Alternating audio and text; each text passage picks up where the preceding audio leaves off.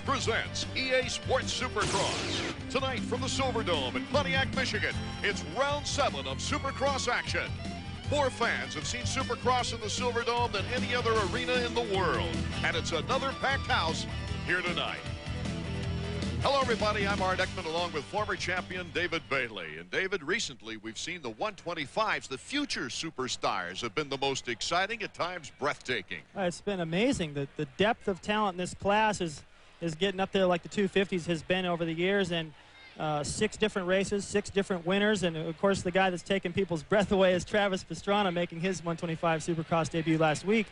This kid's not used to riding with other riders out there, and he found out that it can get a little tight with Brock Sellards, but he learns fast. I think he took his own breath away, as well as the fans. 6 different winners in 6 different rounds, and 6 different riders have taken the Yahoo Sports whole shot money.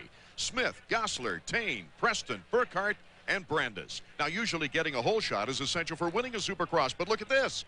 Of the 6 rounds, we've seen the 6 different winners, but only one of the winners also took a whole shot. Michael Brandis, in opening the 125 West last week, took those top honors. And we have never, in the history of 125 Supercross, had 7 different winners in the first 7 rounds. Just might happen tonight. Turning to the 250s now. Jeremy McGrath has pulled away from the points lead.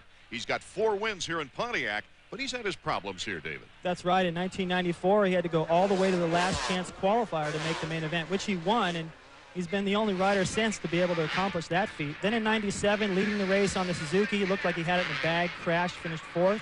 The next year in 98, riding his first time with Chaparral, leading the race, crashed, broke the triple clamp, scored no points. He has won here, but he's struggled as well. Joining us now is Davey Coombs down on the floor of the stadium. A new recent development, another 250 contender went down in practice. That's right, Art. It was actually Ricky Carmichael who went down hard in practice. And Rick, got to ask you, how do you feel? I feel good, Davey. It was kind of scary yesterday. Actually, I knocked the breath out of me, no big deal. And then I came back to the truck, and my insides were hurting. So I went to the emergency room. I got it checked out. I just, you know, when your insides are hurting, it's not a good thing. I didn't want to go back to the hotel and then have problems later on. So we got checked out, and I feel good. I just got to dig deep tonight. Good luck, Rick. Thanks, Davey. RC, a gutsy racer. He crashed twice in 2 days of practice. You look at him, he just smiles and says, I'm okay. David, we got this unique track here in Pontiac. This is one of my favorite track designs I've ever seen here. You can see from the long start, a drag race at that first corner, a left-hander, then up into the stands. This is unique. You don't see this anywhere else on the circuit. Most promoters would do anything they could to fill all the seats. Here they've sacrificed seats to make a better show. Up into the Toyota corkscrew. Steep uphill, 180-degree corner, and back down over a double jump that sends them back down onto the floor, into a rhythm section, then a 180-degree right-hander, and into the whoops. Now, those are highlighted in blue, and what I like about the whoops this year is in the middle section, they've spaced them farther apart to try to mess these guys' timing up a little bit, and it's worked. I saw them struggling in practice. Onto a triple jump, another triple jump, and onto the finish, Art. Our racing format, we have the 4 top riders out of the 2 qualifying heats getting the transfer directly to the main event. The rest going out of the semifinals, where the top 5 get to go to the main, and then only 2 more gate positions available. Those riders come out of the last chance qualifier. The 250s at the gate for our first qualifying heat.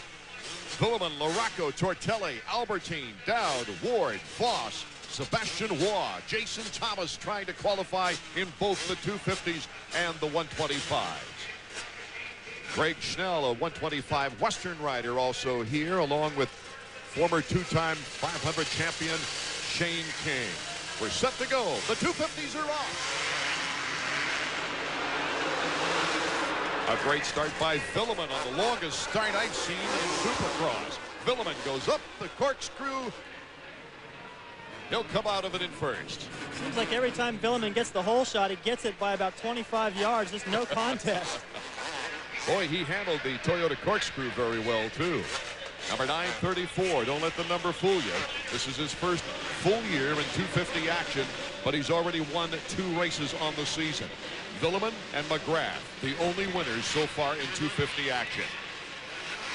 See Larocco right there. Number 5 picking up things against Sebastian Waugh, number 31. Does pick up a spot, but that only moves him into 5th. So he's still got to pick up 1 more to make it to that main event.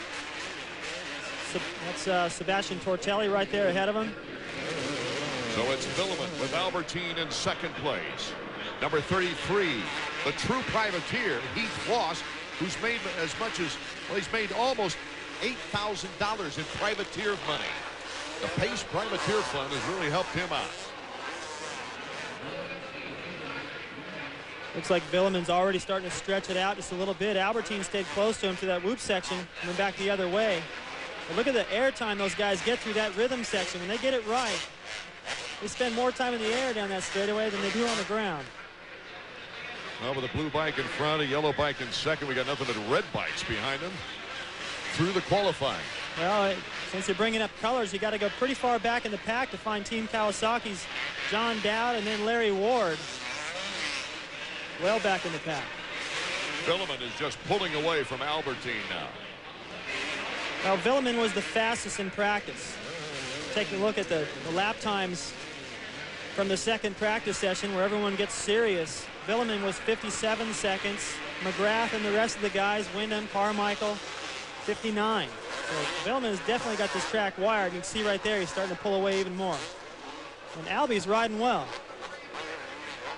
Heath Voss is doing an excellent job there in third behind Albertine as we take a look at our leader right now, number 934, David Villeman. Look at him through those whoops, Art. Great poise. Soaking him up. And the corner speed of this guy is really what's impressive. A lot of guys can go through the obstacles great. Reaches up in the air to readjust his clutch, gets that play out of it. But his corner speed is just amazing. He's on the power so early, and he uses so much of his body to keep that traction. He's got about a 5-second lead. The real battles are coming up behind him. Albertine, Voss, Tortelli, and LaRocco will be back to those battles in just a moment when we continue with more EA Sports Supercross from Pontiac, Michigan. The trucks, unbreakable every day. And by Suzuki. During Suzuki Fest 2000, get $400 worth of free accessories and great financing on selected models. Welcome back to Pontiac, Michigan, the first qualifying heat of our 250s. Villeman is out in front. Albertine is second, but the real battle is for third. It is going on. Number 33, Heath Voss. Number 21, Sebastian Tortelli. They're back tire to front tire right now.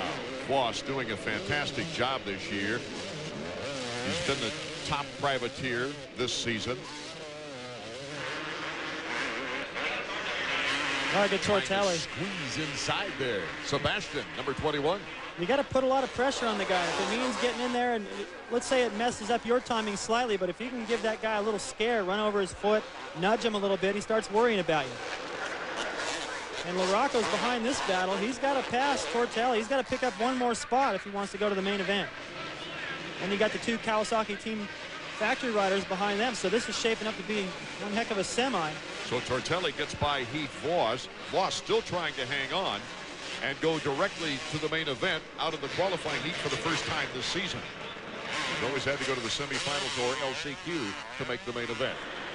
There's Greg Albertine holding his own. Greg has definitely held his own lately. He's done a little bit more than that, sneaking up into the top 5. Last week he had a chance at the top 5, and a fall towards the end of the race in the whoop section robbed him of that, but his riding has really been getting better, smoother, faster.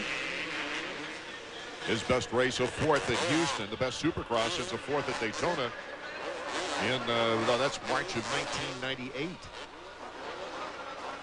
So the improvement continues as we got Sebastian Tortelli, and 33 is Voss and Mike LaRocco, and that's the bubble for the transfer.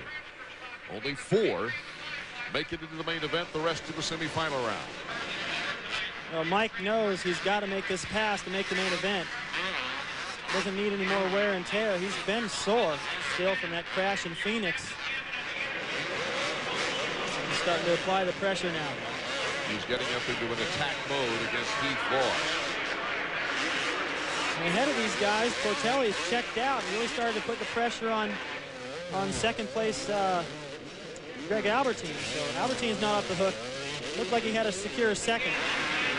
Not anymore.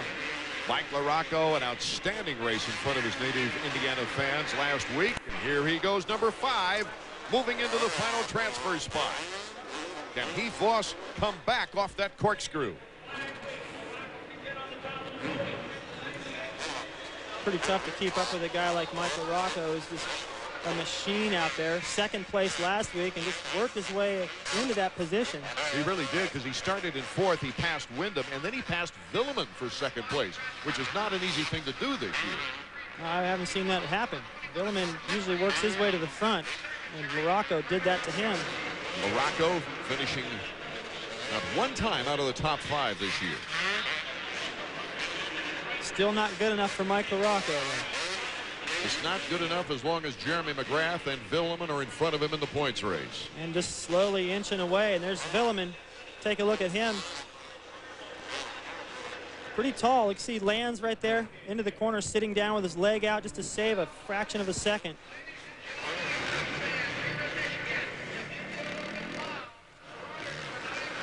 Villeman with such a smooth style. You know, this loop section really plays into his riding style. See how he picks the front end up, lets the back wheel bounce over a couple to carry the front wheel even farther. Now, he's able to do that much better than if he were able to trying to jump 3 or 4 loops, because he'd stick the nose in there too hard and go over the handlebars. Timing has always been his strength. And this loop section requires a little bit of bonsaiing across the tops and timing. David Villeman nears the checkers. He can feel it right now as he takes that final turn. Heads off the platform, sees the checkers, does the heel clicker. David Villeman with a pretty easy time of it, winning our first qualifying heat in the 250s, followed by Sebastian Tortelli, Greg Albertine, and Mike Larocco making the transfer to the main event. A gentleman who has to go on to the semifinals, however, is Team Kawasaki's number 10, Larry Ward. Check it out. Larry off to his toughest season since 1996, when he started it with a broken thumb. Does a little unscheduled walk off the track, David Bailey. Well, just came in there a little bit hot, hit the back tire of Waugh and just forced him into the high side, but he was going to the semi either way. Let's go down to Davey Combs. Well, David, on your first visit here to the Silverdome, you look very comfortable with the track. Yeah, track's pretty good and pretty worried, and the ground is very soft. But my Yamaha put a great all shot, and I could ride with a free track and ride like easy and smooth. And maybe it's going to be good for a main event. Do you think you can get back up there with Jeremy like you did in those other 2 races you won this year? Yeah, I need to get the better times that I used to do, and just try to get relaxed for the main event, and just concentrate about the start and about my riding, and I think I can do it. Good luck in the main. Thanks a lot. David Villeman with a focus to return to the top step of the podium. Jeremy McGrath and the rest of the 250s coming up in our second qualifying heat in a moment.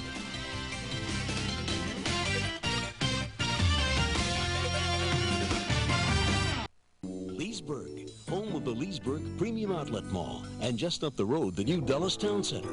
In the heart of all this is Loudoun County's #1 Toyota Honda dealer, Leesburg Toyota Honda, where we make it easy. And available now are the new 2000 models, like the 2000 Toyota 4Runners, Camrys, and Avalons, or the 2000 Honda Civics, Accords, and the new S2000 sports car.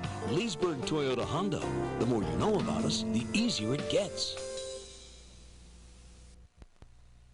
Where can we go to find a good car, a good deal with no hassle financing?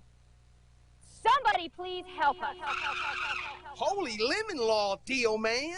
Have no fear. Deal Man is here. Come with us, good people. For a good deal, a good car, and easy financing, regardless of your credit history, come visit the superheroes at Leesburg Auto Finance. We have a great selection of clean late model cars, trucks, and sport utilities. Leesburg Auto Finance, home of super deals, super financing, and super selection. The website is an extremely valuable asset to us here at ESPN. We utilize it every single day. Yeah, it looks like Lattimore pitch game 1. Yep. We log on every morning, everybody in the department. We've checked in with batting average, who's been traded, who's been benched. When a producer calls us. Oh my God, Rafter pulled out of the tournament. We have to change the spot. I'm working. St. John's is ranked number 23. The guys out there, they're always on it. The website's crucial. ESPN.com. Go where the pros go. I don't see how we could get through a day without it.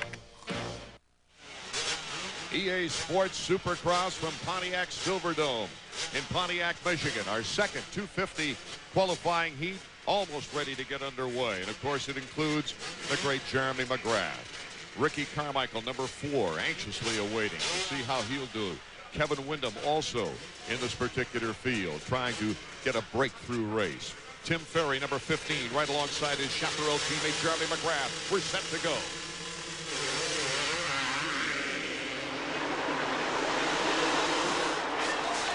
Ricky Carmichael to the inside, gets the whole shot. Ricky Carmichael, another great start. He's had some wonderful starts during the main events this year.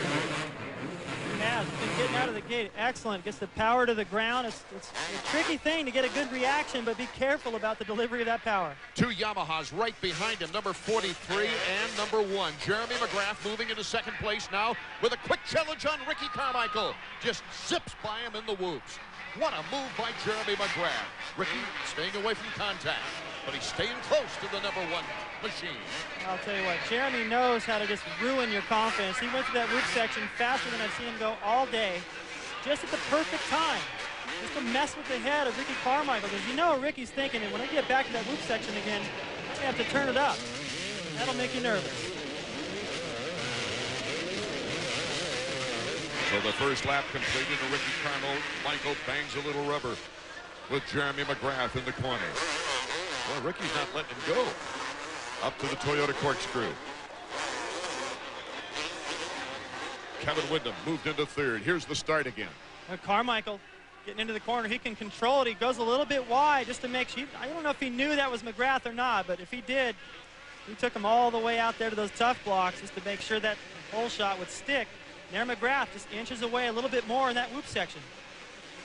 McGrath with tremendous precision and speed through the whoops. Carmichael in second, Windham in third, Ferry in fourth. Right now, those are our qualifiers, and they've broken from the field. Damon Huffman is on the bubble. Here at Kevin Windham. I don't have to go on very much about the talent and speed of Kevin Windham, but he is losing time to Carmichael. He was trying as hard as he can to stay on the back wheel of McGrath. That's how fast those guys are going. Windham searching for that great main event that can get him back to the podium. He had 2 podiums in the first 3 races. Last 3 races, he's been in second and third, only to record 2 7th places and an 8th place finish. These guys tripling into that corner just leaves no room for a mistake. If you don't land with the brakes, the clutch, the right body position, you go right up over the top of that berm.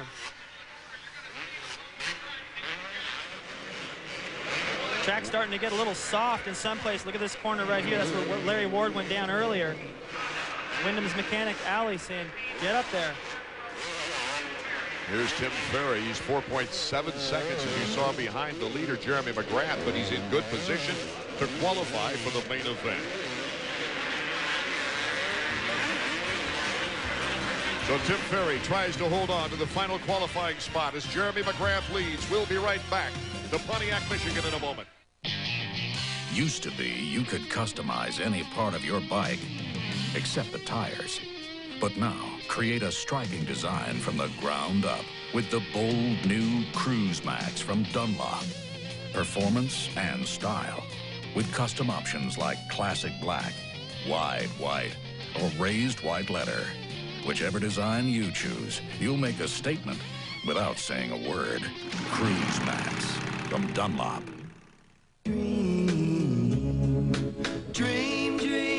If a home of your own is just a dream, Champion can turn the dream into something real.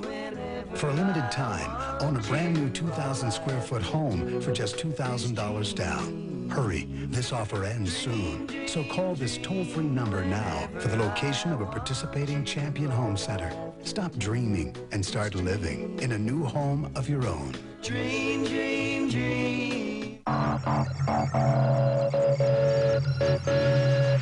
64 will compete.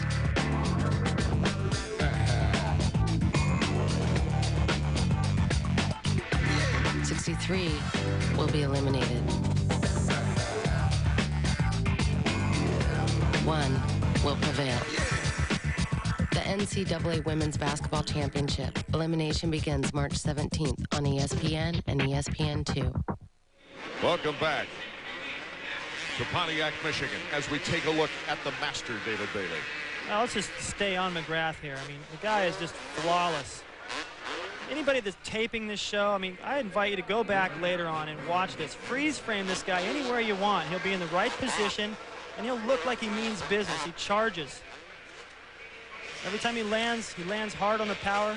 No wasted time in the corner. This loop section, I can't tell you, I don't think I could ever describe how hard it is to stay through that section on the tops of those loops. He hasn't made one mistake yet. Look how far forward. It's clear up over the front end at times. So he can be that hard on the power, and the bike doesn't get away from him. Gets the signal from his mechanic as he goes through the mechanics area. Listen to him on the power. Every time that rear wheel touches the ground, it just shoots a roost back at Carmichael. 1 lap to go. White flag for Jeremy McGrath. You know, it's nice to watch it live and on TV, but also PaceSupercross.com has the live webcast of all of our races this year. Top interviews, post-game shows. They'll take your calls afterwards, too. Check it out. PaceSupercross.com. Watch this timing right here. Well, he didn't do it that time. He's been tripling up through there. Then tripling into the corner. I don't think he needs to use that timing right now because he's got enough of a lead, but it is a faster line that he can pull out of his pocket if he needs it.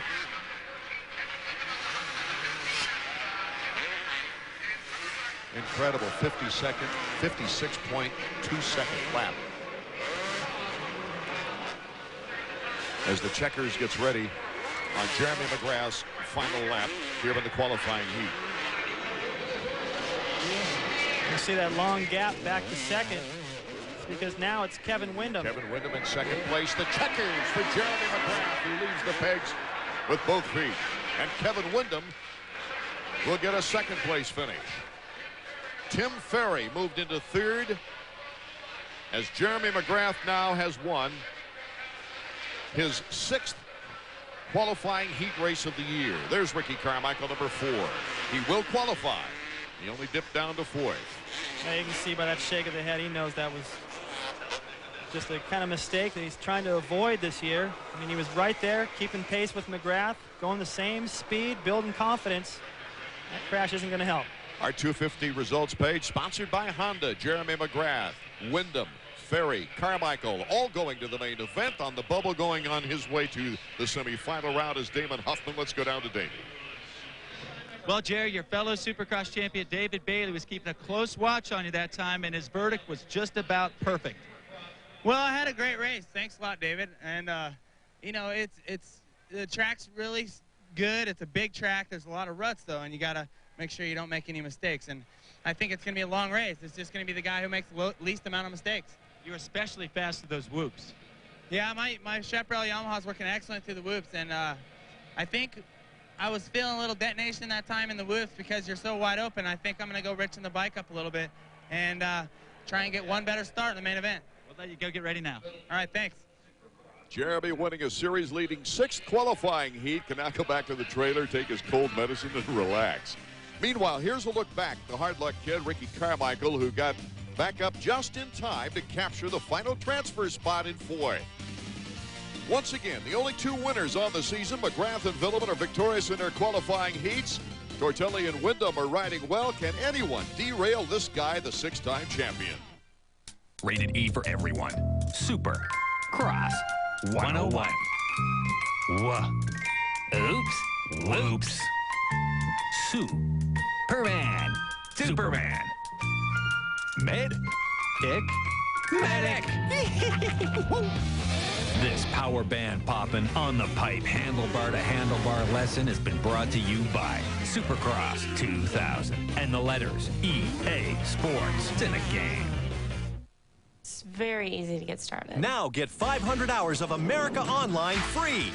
I love hearing You've Got Mail. The easiest online service is even easier with new version 5.0. Oh, You've Got Pictures is great. All my friends are on AOL. It's the whole entire internet. Just call now and you can be online in minutes. It's so easy. Even my dad can do it. Call 1-800-814-1133 and get online today with 500 hours free. America Online. So easy to use, no wonder it's #1. Call now. They defy all human instinct, for they are the ones who volunteer to place themselves in front of the target. The NHL on ESPN. This is the game. Devils Avalanche, Thursday at 9 on ESPN2.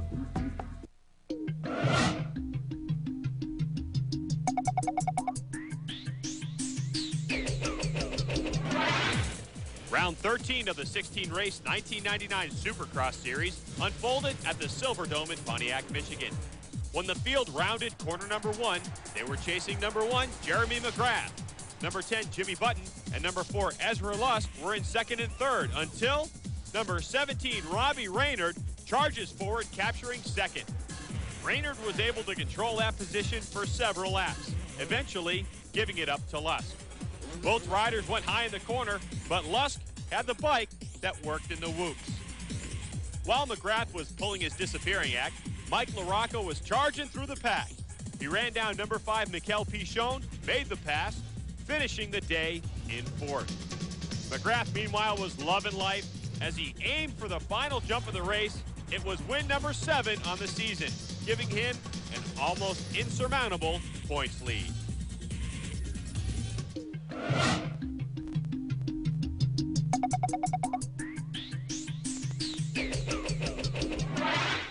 Welcome back to the Silverdome, where we've just seen some outstanding qualifying rounds, and David Villeman looked like he was ready to get back on that top step as far as I was concerned, but he also got a great challenge from a fellow Frenchman. Tortelli has really had a nice learning year this year. You know, the thing about Sebastian is that a lot of people are saying, well, he's more of an outdoor rider. I'm looking at him in the practice sessions all year long, and he's been fast lap times. He's just had struggled with getting good starts in the main events. The guy's definitely got the speed, and I think this track, they put 6 tons of lime on it to try to dry the soil so it wouldn't get so rutted, and that's worked. But it's dried it out a little bit, so the soil's moving around a lot more like it would on an outdoor track. Plus, the only other time he won a race, the only time he won a Supercross, it went up in the stands at LA. They're doing that here again. Maybe he's feeling real comfortable in this building. Jeremy McGrath in the second qualifying heat had the fastest lap times, but Ricky Carmichael also put in some fast laps. Well, I just have that image welded in my mind right now of McGrath just flying past Carmichael through the whoop section. Just kind of sets the tone for the night. He did that in Houston as well in this heat race, and it just kind of wrecks the confidence of those guys. But Ricky did rebound and match his pace until he made that mistake. Maybe that pace would force him into a mistake. I think that's what Jeremy's counting on. We're getting set now for our first semifinal for the 250s. Heath Voss, John Dowd, Jean-Sebastian Waugh, Greg Schnell, a 125 Western rider, Larry Ward, there's Dowd number 16, Shane King, Ryan Terlicki. The board is sideways. Top 5 make it to the main event.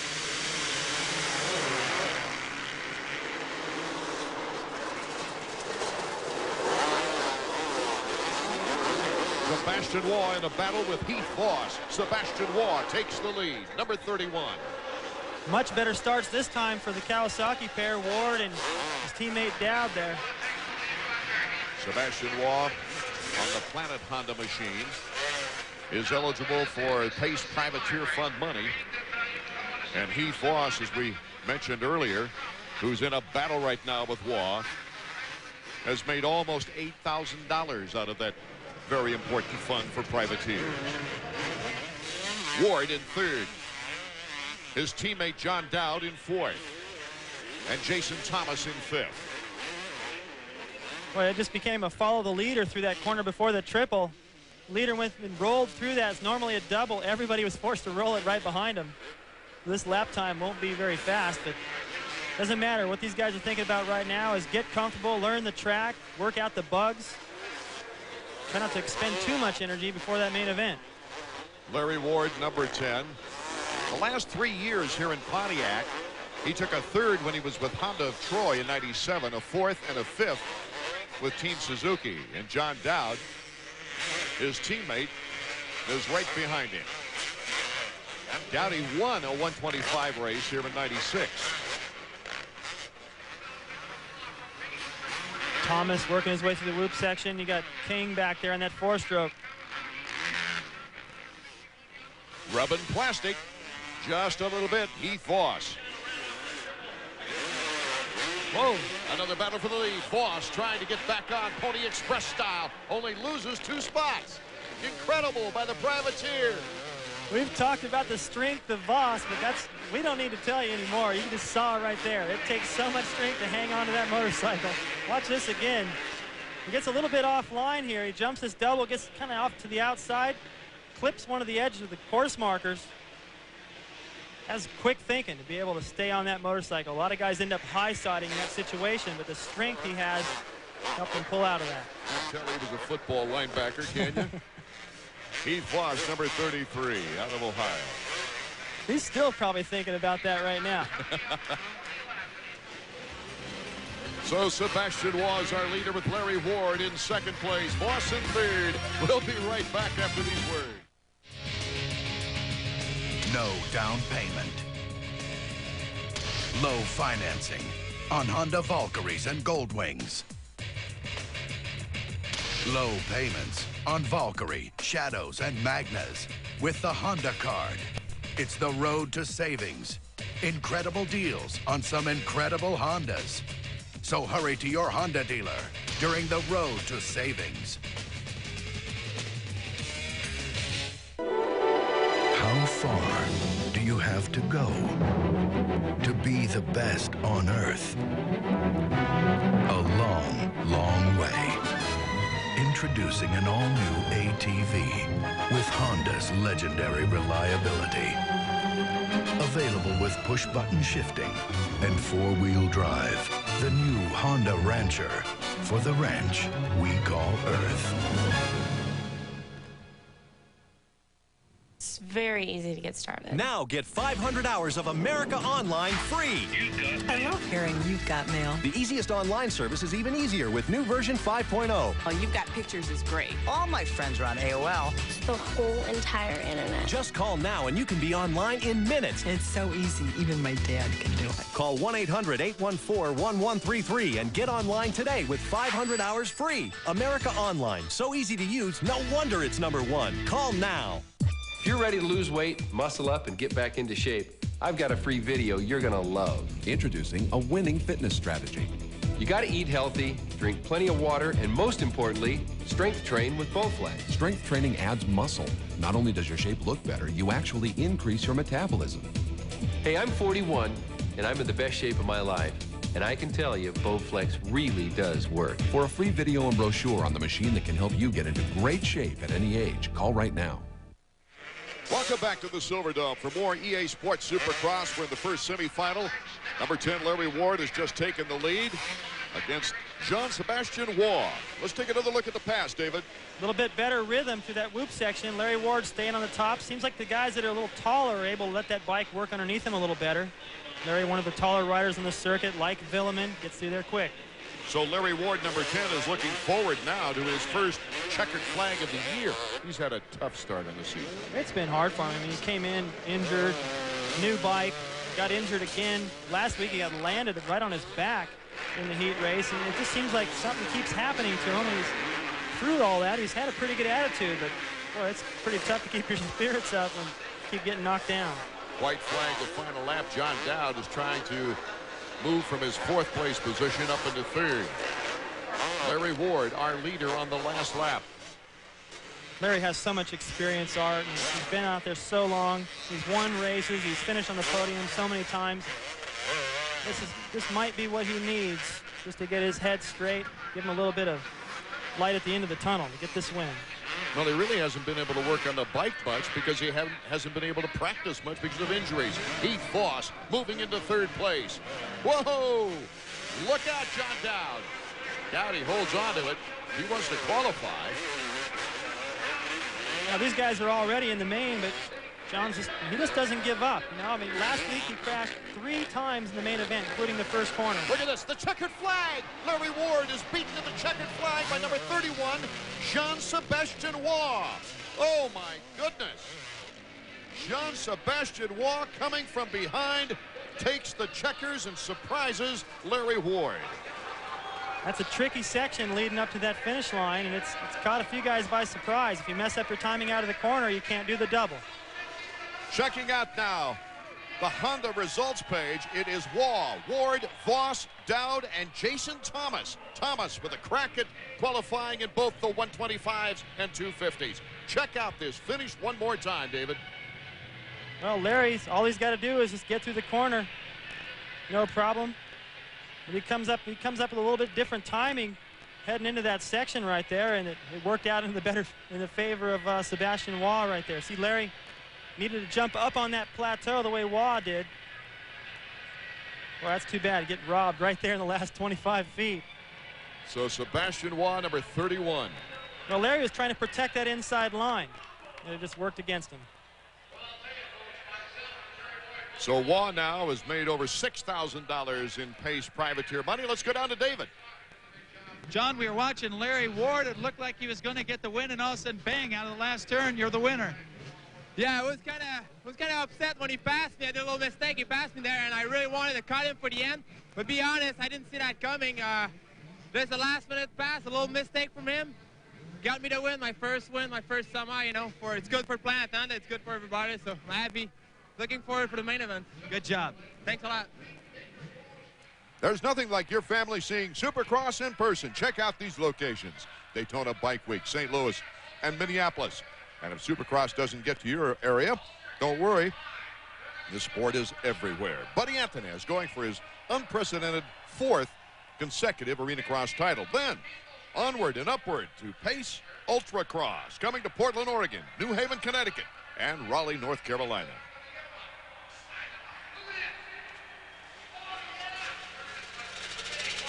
The riders are at the gate for our second semifinal round. Damon Huffman, Kyle Lewis, Michael Craig, and others. They're off and running. Damon Huffman, number 20 on the Team Suzuki. But look at number 112. That is Kyle Lewis, the former Japanese national champion, who has done a good job lately just making the main events. Just a little mistake there by Huffman. He definitely had the hole shot, no question about it, but he went into that corner a little hot, drifted wide. We saw Carmichael do that in his heat earlier, but he got away with it because he had everyone to his outside. But you can't leave that door open. Riders will come right underneath you. Remember, the top 5 qualify for the main event. Kyle Lewis, our leader. He's qualified over the last 4 races. The best showing was last week, a 10th place finish in the main event. He's earned more than $4,500 of Pace Privateer money this year. In our battle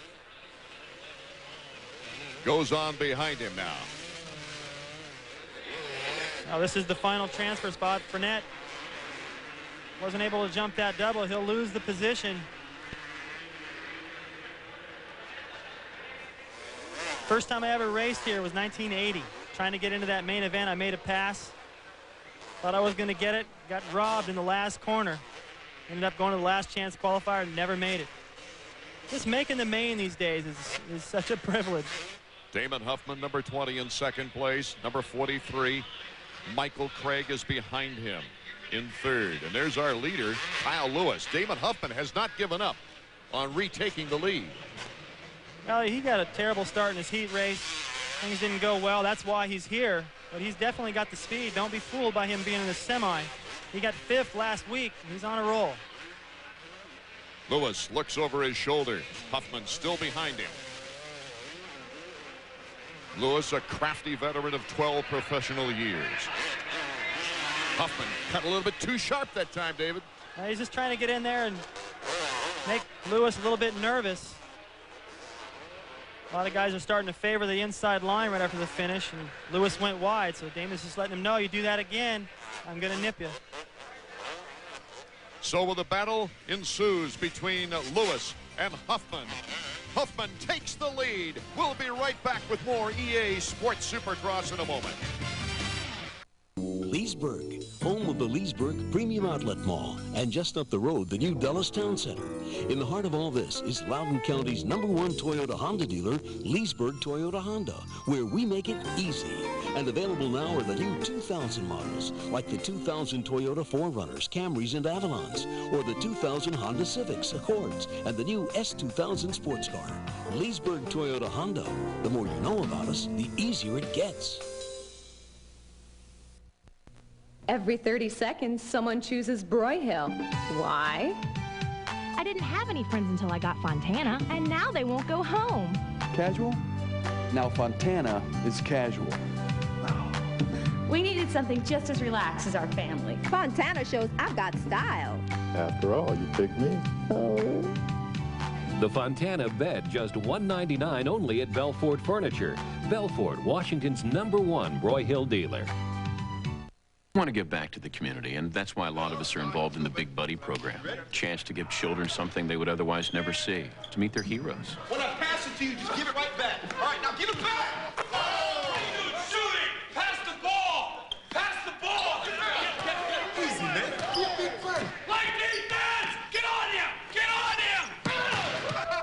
Get it out, Being a Big Buddy allows us to give back, and, you know, that feels pretty good. Get out! Walk it off! Your parents signed the permission slip. Get up, man. Time running out here in Pontiac, Michigan in our second qualifying semifinal round. And it was number 20, Damon Huffman, who regained the lead from Kyle Lewis and has just done a beautiful job in staying out in front. This is how he did it. Just positioned himself to the inside down the straightaway. Got down there with pretty much the same timing and speed, but he had the control of the corner. I don't think Lewis really wanted to argue for it that much. Just wants to get to the main. Damon Huffman is on the way to winning his third consecutive semifinal round. Winning's nice, but I don't think Damon wants to make a habit of going to the semi, though. Well, at one point, it was a good progression. But now, he wants to get further than that and go directly from the main to the main event from the qualifying heats. You see Craig, Isaiah Johnson. With some of the top guns out, it's given the opportunity to go a little deeper in the field into some of the privateers, giving them a shot at the main event. Craig's also another rider like Larry Ward. It's been around for, seemed like ever. Ride 125s, winning Supercross main events. 1-1 in Tampa when he predicted he would beat Jeremy McGrath, and that was unheard of in those days. Huffman just having a good time now, Art. The checkers for Damon Huffman. And coming across in second place, number 112, Kyle Lewis.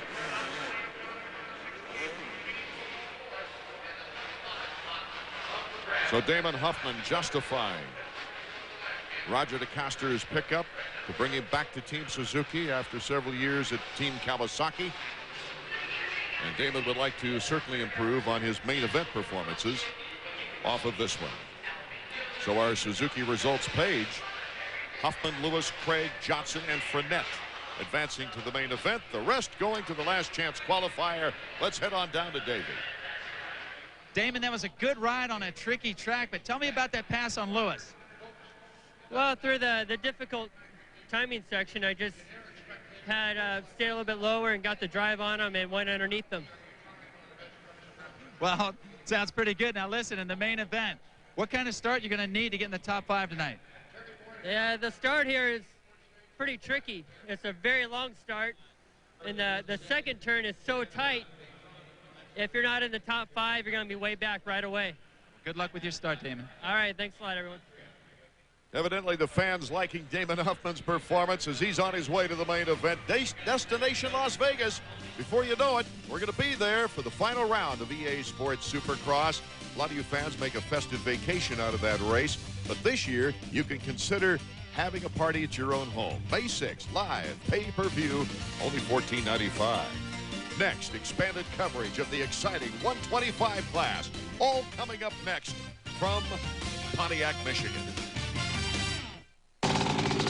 So you're Greg Albertine? Yeah, I'm Greg Albertine, national motocross champion, but you can call me Albie. Gio's ever see me do a jump? I can fly, babies, yeah! When I'm up there, I'm the man! So how about you two girls and Albie? Hey, look, it's Greg Albertine. Another fantastic ride, Greg. Thanks, Davey. Yeah, I felt really good out there. Thought clothing worked well and managed to get a hold of it. Yeah, I'm Nathan Ramsey. Welcome to egghead.com. Going sideways. Folks, this is the Cybervator. It guides you through the computer store inside your computer. 11th floor, where the biggest computer brands are always on sale. Virtually speaking. Going diagonal, auctions hard to find items, and the Love Lounge? Oops, someone's mouse is wandering.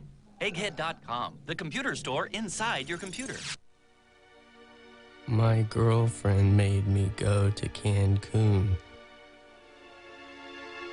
I could not watch NHL tonight. When I got back, my knowledge was smaller. I hate Cancun.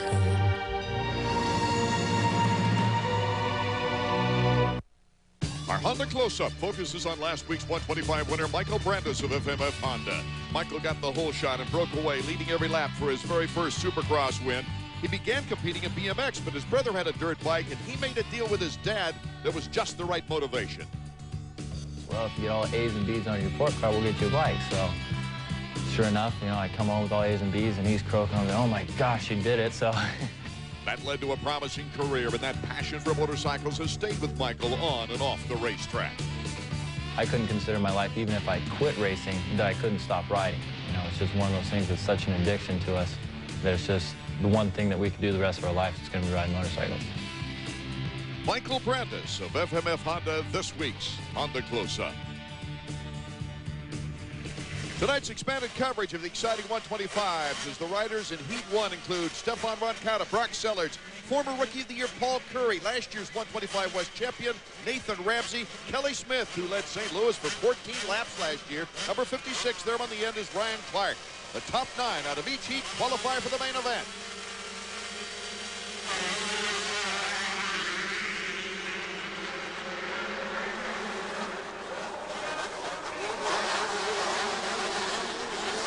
Going up the hill, it's Kelly Smith getting the whole shot on the KTM. See how crowded it gets in that 180-degree corner at the top. The leaders really have an advantage to get through there clean. Kelly Smith, number 1. Brock Sellards, number 2. And it's James Eichel in 3rd place. Number 411. Brock Sellards making the move against Kelly Smith. Brock is really a bulldog. This kid is tough. All that time on the 250 helped build his confidence. If it hadn't been for a crash last week, getting collected with Travis Pastrana, those guys going for the same line, he may have been up there challenging for the lead with his teammate. Kelly Smith in 2nd place as they complete the first of 6 laps in our qualifying round.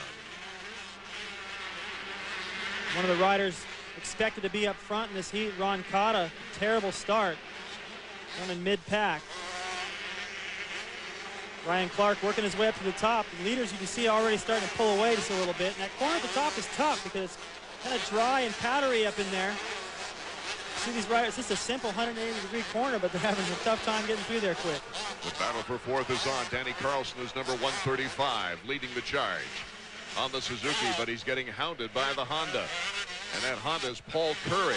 Here comes Curry, making a move, or tries to, and then has a little problem on one of the stutters. This is one of the trickiest whoop sections I've seen. Curry gets the triple. Paul Curry, quite a story. In his first national race ever, he and his dad went to the race. He did pretty well in that first race. I think he took a 3rd. He was up there, got his trophy, and left. He didn't know there was a second moto, David Bailey. That's a new one. Well, there you can see Roncada starting to sneak up into the picture. Curry gets a little squirrely there. He's unable to do that finish line double. And Carlson gets him right back. Danny Carlson on the Suzuki, 135. Tyler Evans. Tyler Evans. Lots of contact, and he ends up going off the track. He might have to go to the LCQ, and Tyler Evans, with a very fine 3rd place finish in the opening round of the 125 East, cannot get that bike back up on the track. Now, he's in a terrible spot right there. You can see Roncada came up short to avoid Curry.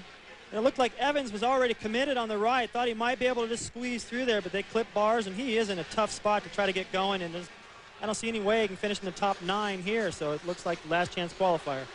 Here's our leader, Brock Sellards, number 18 on the FMF Honda from New Philadelphia, Ohio. Was very impressive in the beginning of the season, riding 250s in the West region. 3 of 5 times. He advanced directly to the main event after the qualifying heat was over. Pretty good for a 125 rider. As we take a look at number 56, Ryan Clark from Albuquerque, New Mexico. And Brock Sellards hold off Kelly Smith now here in this opening qualifying round to take the checkered flag. It's Sellard, Smith, and Clark. We'll be right back in a moment.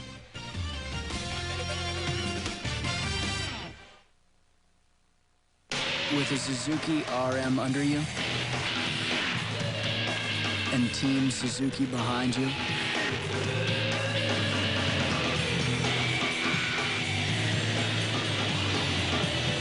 there will be absolutely nobody in front of you. Just ask Suzuki's Greg Albertine, 1999 AMA 250 Motocross National Champion. It's the most exciting sport in America, and now you can relive the thrills of NASCAR racing right in your own home with this genuine, officially licensed NASCAR wall clock. As the clock strikes each hour, you'll hear 40 full seconds of actual NASCAR racing sound bites. You'll hear the engine roar as the car takes off, the surge of power down the straightaway, maneuvering through tight turns, and even pulling in for a pit stop. Close your eyes and you'll think you're behind the wheel at your favorite racetrack. And look, the face of the clock has the NASCAR logo, plus the actual car number and signature of your favorite NASCAR driver. Choose from Dale Jarrett, Kenny Irwin, Jeff Burton, Bobby Labonte, Terry Labonte, Mark Martin, Tony Stewart, or Rusty Wallace. There's never been a clock as exciting as this one. The hour hand is a wrench, the minute hand is a screwdriver, and the sweep second hand has a miniature race car that circles the track every 60 seconds. There are even headlights that flash every hour on the hour. The official NASCAR wall clock makes an outstanding gift for any racing enthusiast. This is a special keepsake you'll be proud to hang anywhere. It comes complete with a 2-year limited warranty, and it's yours now for only $19.95. Along with your clock, you'll also get a certificate of authenticity, attesting that this is an officially licensed NASCAR collectible. The NASCAR wall clock. It's sound, it's lights, it's pure NASCAR excitement. Call now and ask about this special NASCAR watch. Go ahead, pick your favorite driver and order your official NASCAR wall clock now. To order your NASCAR wall clock, call toll-free 1-800-538-0088. That's 1-800-538-0088.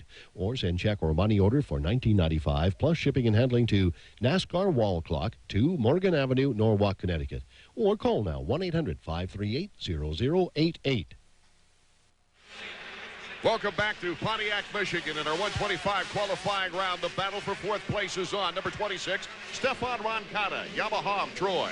And Stefan is very, very fast. He's to the rear of Paul Curry.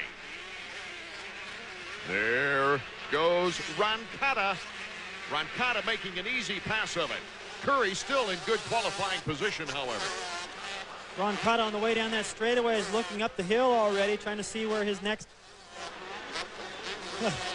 victim is, I should say. He got a bad start. Look at him triple right into there. Oh! Roncada goes flying. Looked like he was taking off a bucking Bronco. He's trying to cross the track to get to the bike. So Roncada, if he doesn't get back up quickly, might be going to the last chance qualifier. Well, it looks like he's going to be able to get going a little bit quicker than Tyler Evans did, so there's still a chance. But right there, he was trying to triple into that rhythm section, something that only McGrath was able to master in the 250s. He comes up a little bit short. You see the impact. Doesn't get squared away again before he hits that next jump. Flies right off the side of the bike. Lucky he didn't get hit. Those guys behind him were heads up. So he doubles into here. Then instead of doubling, he triples this, comes up short. And the bike goes flying. Looks like he was on a Brahma Bull there for a while. As we go back to our leader with the white flag lap underway, Brock Sellards. Sellards running a very cool race on this difficult track that looks like it might rut up pretty good for the main events. Now this is similar to what his teammate Michael Brandis was able to do to win last week. Just get out front early and let all those problems kind of happen back there behind you. He probably has no idea what his toughest competitors, Ramsey, Roncada, Evans, these guys are all really struggling just to make it into the main event out of this heat. Brock Sellards taking time to wave to the fans, takes the checkered flag, and winning the qualifying heat is Brock Sellards. Let's check out the Wrench Head results page as Brock Sellards is our winner. Kelly Smith taking second place and Ryan Clark a good third place ride. Ramsey in fourth, Paul Curry in fifth. Pavolny, Carlson, Gibson, Olaf. Brock, I know this is the site of your first and only 125 Supercross win. You come out tonight and you get your first heat race win of the year 2000. Yeah, you know, I got off to a great start, and I'm just pushing it out there. I'm trying to get some fast lines and be consistent because the track's pretty ruddy out there. What about in the main event? You're going to try and do everything just like that? Yeah, hopefully get another good start, just try to ride my own race and not focus on the guys behind me. Well, here's some kids in Pontiac, Michigan that are having a great time, and another kid who had a great time is Travis Pastrana, who had quite a remarkable time of it in his opening round of EA Sports Supercross debut. He almost got black flag for wild riding. He crashed twice in the main, once in practice, but he came back to take a fourth-place finish. Preparing for his second pro race, Travis is ready to adjust and learn. I came out and I was just a little impatient. I was in third on, I think, like the second or third lap, probably the end of the third lap. And I was like, all right, you know, I need to start working my way up to the front. And, you know, and I had just starting to realize that, you know, third, with all the talent that's in, you know, the 125 East Coast, you know, third is a very respectable spot to be in. And, you know, heck, you know, it's a long race. 15 laps is a lot longer than I ever thought it would be. And he needs to be more patient. And it's nice to have a rider that is, you know, really eager and wants to go and wants to go up front soon. But, you know, it's a mistake that a lot of the good guys have made in the beginning. I don't really have to prove myself, you know, but I just want to prove to myself that I can keep it on two wheels, I can ride a smart, safe race, and that I can go in without bumping anyone and make some passes happen. The main thing is that he learns from his mistake and that he, you know, won't make him time after time again.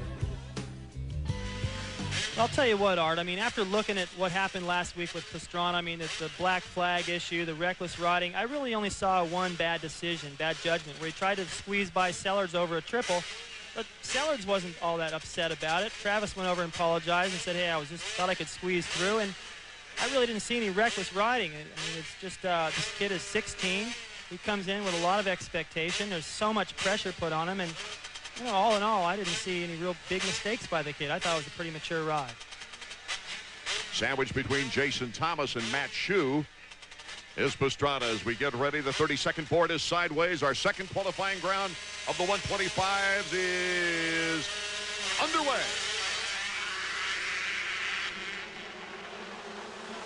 Good start by Pastrana, but number one headed toward that whole shot award is Fonseca. Here comes Nick Way, number 23, the challenge to Pastrana in second place. Michael Brandis in fourth behind Nick Way. Brandis now moves into third. Here's Travis Pastrana making the break on the whoop section against Fonseca. Fonseca cuts back and retakes the lead. What a battle for first place here in the opening lap. A smart racing, too, amongst these guys. Here comes Look Brandis. at that bar to bar. Brandis working on Pastrana. Contenders all around the young rookie as Way falls back to fourth. Never doubt or underestimate the aggressiveness of Pastrana. Even though it is his rookie season, he's only 16. He will go for it, but smart by Fonseca to get him right back, not give the kid any confidence, and also a pretty heads-up move by Pastrana to stay out of the way and not get knocked down by that move from Fonseca. Up to the Toyota corkscrew. Fonseca getting pressured now by Pastrana. And right there is Michael Brandis. Brandis, what an effort by him. He's hardly practiced a lick in the last 2 weeks, even though he won the race, the opener last weekend, because of a very sore wrist. Right there, he just about had an opportunity to capitalize on a mistake from Pastrana. Oh, look out. Hold on, Brandis. This is a tough loop section in that middle area there that's spaced farther apart. Let's take another look at the start. Look how close it got in the first corner. Jessamine coming to the inside under Pastrana, going down. Travis almost goes down. Going up the hill, he got bumped a couple more times. So he's realizing that racing in this pro division, if these guys all going this fast, man, you got to ride with your elbows out, be on the defensive all the time. Michael Brandis, number 27, now starting to feel a little heat from the pro circuit rider, number 23, Nick Way. All these hot contenders in this heat race all got off to great starts. That's what you want to see in that first heat. A lot of the good guys got hung back to bad starts, and it was easy for Sellards out front. It's not going to be easy for Fonseca here. Look at Travis. Fonseca working a minute, 0.36-second lap. And Pastrana right behind him. Here comes Pastrana with the move on Fonseca. Little juggle there. Didn't quite have the angle for a block pass. Fonseca slips it. This is going to be a huge boost of confidence for Travis to be able to get out there and run with the #1 rider, the guy that dominated last season here in the East. Winning 6 of the 7 races, and his worst race was right here in Pontiac, where he took a second. Both these guys holding last week's winner back there still. Brandis just checking it all out.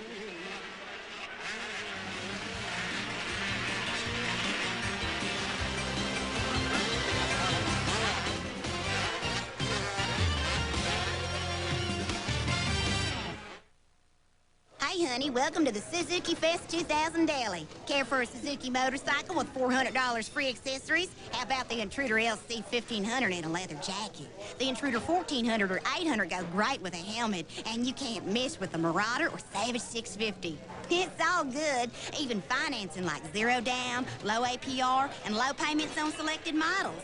Come into Suzuki Fest 2000 today. Free accessories, great financing. Offers end April 30th. So, what'll it be? Deep inside the Toyota Racing Development Facility, we work round the clock to give drivers every edge we can. In fact, here's our latest prize, right in here. A 600 horsepower Tundra Racing V8. Isn't she beautiful?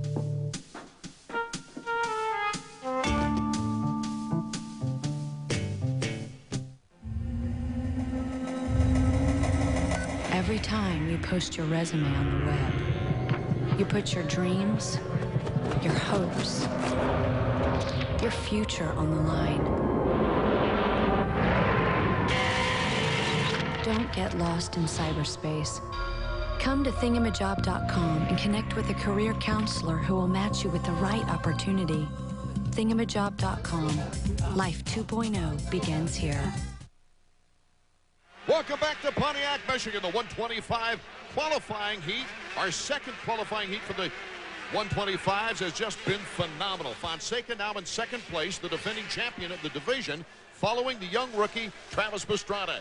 Here is the battle for third with Brandis and Nick Way. Brandis, number 27, goes up to the corkscrew. Look at the lead now that Pastrana is starting to open up. That surprises me a little bit because it didn't seem like he was really being held up or anything by the leader Fonseca earlier, but seems that way now. As soon as he made the pass, he's able to stretch it out a little bit. Getting by the lappers is Pastrana. Fonseca was the very first 125 rider to win a title in his very first pro season. Can Travis Pastrana equal that this year in the 125 East?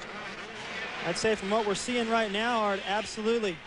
And he had such a tough time last week.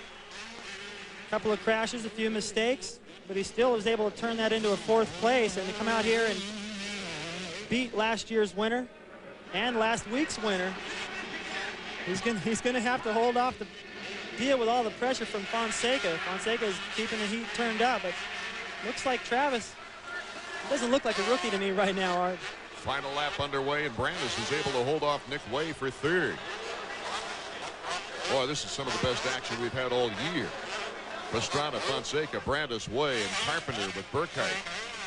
Remember, the top 9 advance to the main event out of our 125 qualifying matches. Yeah, Travis made sure he got a little bit of a lead before he kind of toned it down that whoop section, forcing Fonseca to go through there and take the chances. Both riders getting around Matt Shue, number 201. Just a short distance to go for Travis Pastrana. As he heads for the triple, looks back to see where Fonseca is. He moves around as much on a bike as anybody I've ever seen. The checkers, his first in EA Supercross, Travis Pastrana. And a great battle with the defending champion, Fonseca. What an awesome race, David Bailey. I cannot wait for the main event. Okay, as we take a look at our top 9, those that graduate to the main event, the others go to the LCQ, where the top 4 will get a chance for the money in the 125 main. Let's get on to Davey Combs. Well, Travis, I know your pro career is about a week old, but man, what a mature ride. Much different than last week. Well, thanks. I don't know if I'd call it mature or not. You know, still a little bit out of control, but, you know, I settled in a couple laps behind Ernesto. He's riding really good. You know, I know in the main there's going to be a lot more guys riding great, but, you know, just to be able to get a good start and just ride smooth and not keep it on two wheels the whole time, that would be my goal. What about conditioning? I know you've been, plus you still got this cast on your hand. Well, I've been training quite a bit, even with the cast. Haven't been able to ride but 2 days in the last month, but, you know, I've been training really hard, and I don't know if my conditioning's great, but it's going to get getting better every race. Good job, Travis. Thanks a lot, Davey.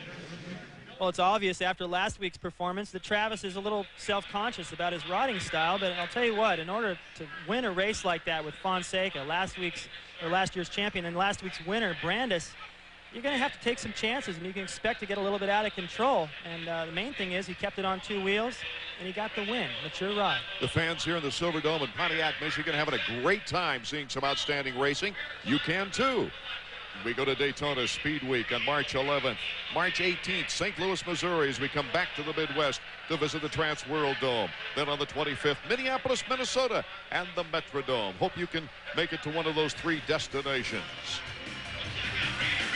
Destination Las Vegas. Mentioning destinations, that's where we end up this year. Supercross history in the making.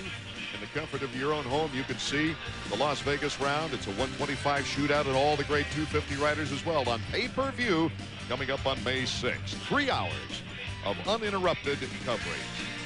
We'll have Travis Pastrana's second pro EA Supercross coming up. Will the other 125 riders have something to say about it?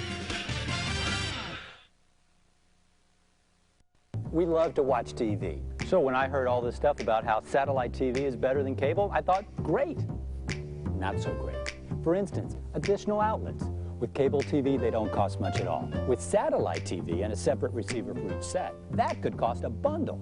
And get this, we're responsible for service and installation. Our cable company has been providing guaranteed service for years.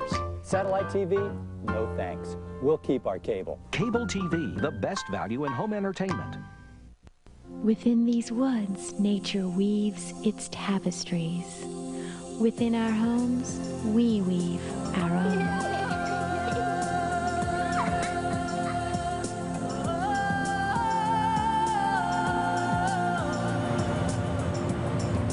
Introducing Continental Tapestry by Broyhill. Lets you get away right at home. Continental Tapestry, only at Belfort Furniture, Washington's #1 Broyhill dealer. The race is on to claim the oldest trophy in sports as Italy sails in hostile waters against defending champion New Zealand in the America's Cup Finals. Who will steal the wind and bring home the prize? America's Cup 2000, Italy versus New Zealand, Wednesday at 7 on ESPN2.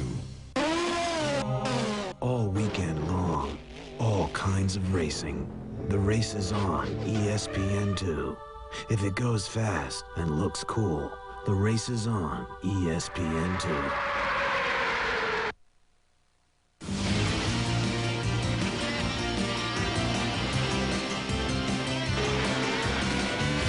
Toyota Trucks presents EA Sports Supercross is being brought to you by Honda Motorcycles. Get great deals on customs and gold wings during the road to savings. And by Dunlop Motorcycle Tires. Traction, speed, power. For everyone with the hunger, Dunlop superiority.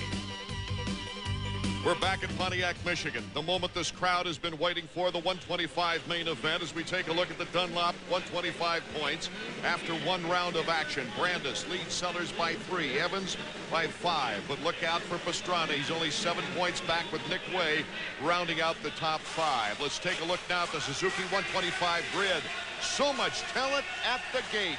Travis Pastrana, Brock Sellers, Ernesto Fonseca, #1.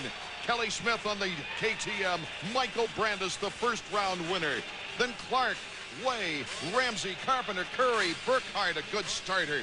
And at the end of the pack, we find Roncada, Jessamine, and other guys who are good starters, David Bailey. Well, they just had a tough time getting out of their heat races. That's why they're so far down in the lineup, but don't let that fool you. There's probably, I'd say, 8 to 10 guys that can feasibly win this race tonight. That's how deep the talent goes. 32nd board is up. Will we have a new hole shot winner? Remember, at the top of our show, we said we've had 6 different winners and 6 different hole shot winners.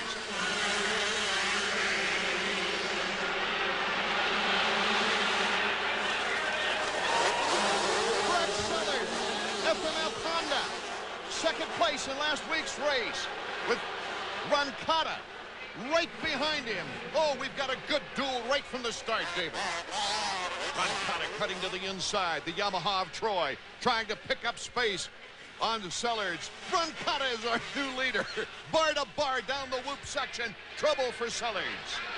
It's a tricky section. I said it all night. Through the middle there's a couple of bumps that are spaced pretty far apart. Roncada just timed him out perfect. Here comes Fonseca now. Fonseca side by side with Paul Carpenter of Ithaca, New York. And it's Fonseca moving into position to contend in third place. I think this is where Eric Kehoe expected his team guys to be, up in the front. Last week, both of them got pretty bad starts, had to work their way up. They actually got stuck together at one point, but tonight's starting off much better. There you see Pastrana over the jump. He's in contention. Number 23 is Nick Way, the Pro Circuit Kawasaki. Can you believe it? So we've got 7 rounds and 7 hole shot winners, different hole shot winners. We may see a different winner altogether as well. Number 18, Brock Sellards, picking off the Yahoo Sports extra bonus hole shot money. There's Travis Pastrana, number 199. Look how he stands up, getting into those corners. He stands up quite a bit more than the other guys. Very interesting style. Brandis is back there following every move. There he goes into the corner right behind Pastrana. He's following him through this pack. Trying to catch up with Nick Way. Number 23.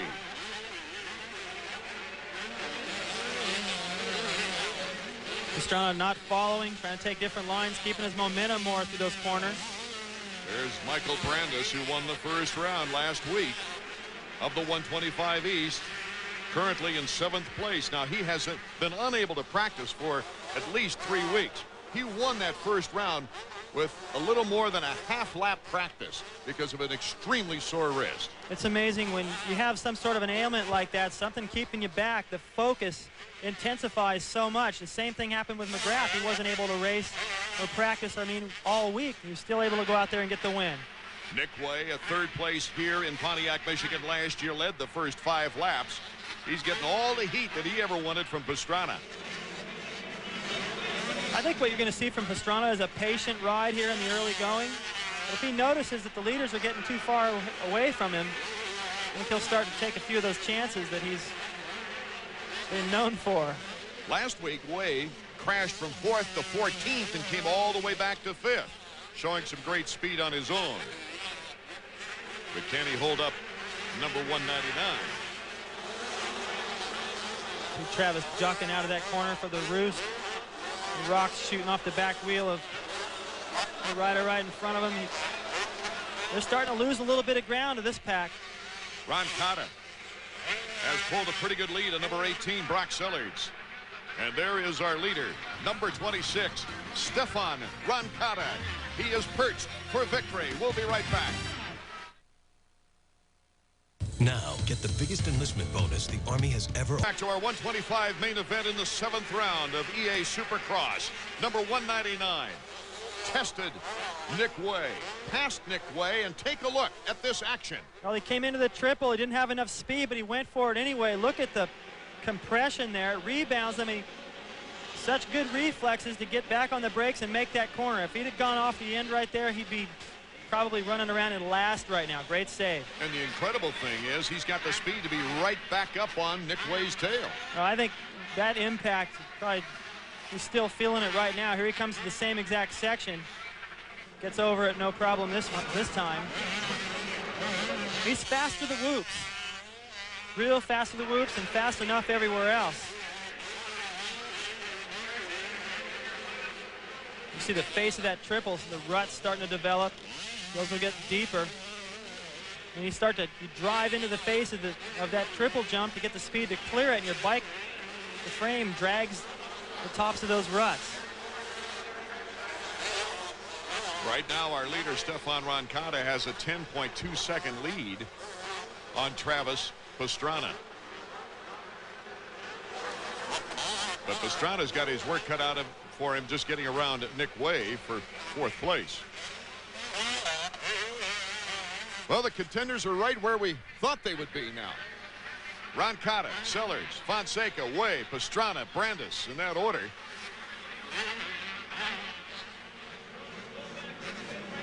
Oh, it looks to me like Travis is just riding a little bit more mature. It could be the fact that he was sick this week. Doesn't feel 100%. He really doesn't have that much more under the hood. He's just trying to be smart right here. Stay close enough to Way that if he makes a mistake, he can move up another spot.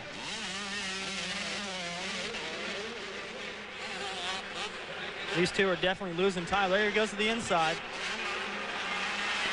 No contact, clean pass. So Pastrana with the good move, moves up another notch.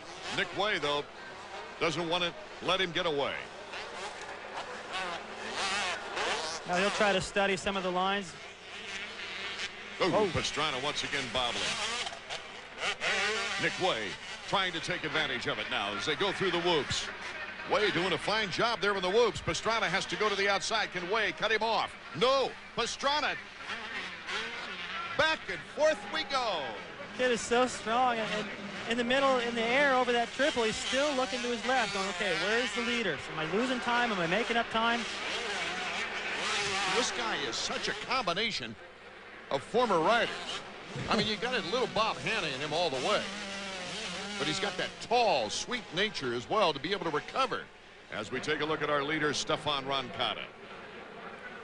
Well, Stefan was the fastest in the early practices. His lap times were matching the 250s. And he was down outright unlucky last week, number 26. That was just one of the most freak things I've ever seen. He was just trying to make a pass on Fonseca. Those two got stuck together. Fonseca got his wheel stuck, or his foot stuck in the rear wheel. It was potentially a clean pass by Roncada, but Fonseca was slipping down, put his foot out, and put it into the back wheel of Roncada, and they both went down for several seconds. But right now, he's looking good. Last year, he was second place in points. 97. He won here in Pontiac. As we take a look now at the second place rider, Brock Sellers. He's looking good, Art, but that gap is staying about the same. He's not able to pull up any time. There you can see Fonseca, the gap back to him, that's staying about the same. The only rider I can see making any progress right now on the track is Pastrana. He's moving up slightly on Fonseca. Pastrana with a 59.8 second lap the last time around. Only Sellers was faster. Now Fonseca had a bad lap that time, went 101. That's what allowed Pastrana to close that gap a little bit. Stefan Roncada is riding smooth and fast out front. Behind him, Brock Sellers, the defending champion Ernesto Fonseca, and then Travis Pastrana. We'll be right back. When Suzuki introduced the original 4-stroke DR350 and dual sport 350, it rocked motorcycling. Now, it's happening all over again. Roncada leads our 125 main from Pontiac, Michigan. Last week's winner, number 27, Michael Brandis, is trying to hang in there with a very sore wrist. No, he's starting to fade a little bit. He's got quite a distance before the next rider can catch him, so I think he's just going to put it into cruise control here and just try to forget about this week, put it behind him, and move on. It's just survival for Brandis, and it's acceleration for Roncada. He still has not slowed down very much, even though he has drawn a big lead. Nope, no mistake. Good pace everywhere. You hear him onto the power early, feather in that clutch. Good timing through the whoops. Just fast enough to maintain that lead. Almost a 7-second lead for Roncada. Now he's been able to consistently stay under a minute. His lap times are coming in around 59 and a half every time. And for Sellers back in second, he's turned those lap times as well, but he's had a few 1 minutes, 101s, and those are the ones that has helped Roncada build this lead, and Sellers has been unable to get that time back. Roncada, very fast, compact riding style. He's one of the smaller guys in the circuit, muscles the bike around a little bit, but here and there is little spots of incredible finesse, being able to put the bike exactly where he wants, hit the same line every time. But he does ride a little bit more stiff than some of the other riders. And Travis Pastrana trying to make his way closer to Ernesto Fonseca in third. The battle back and forth with Nick Way, number 23 of Pro Circuit. Anxious to see how Travis handles this pressure. Well, actually, it was Wade that made a mistake back on the straightaway there. Look at Travis. Cased one of the hills, yes. Just tries to bonsai into those loops, stay on the tops, and as soon as he loses his momentum, instead of trying to pick it back up, he starts timing those jumps. They're like jumps. Those whoops are so big this week. He's able to pick the front wheel up and bounce the back tire through there like the way we saw Villeman doing earlier.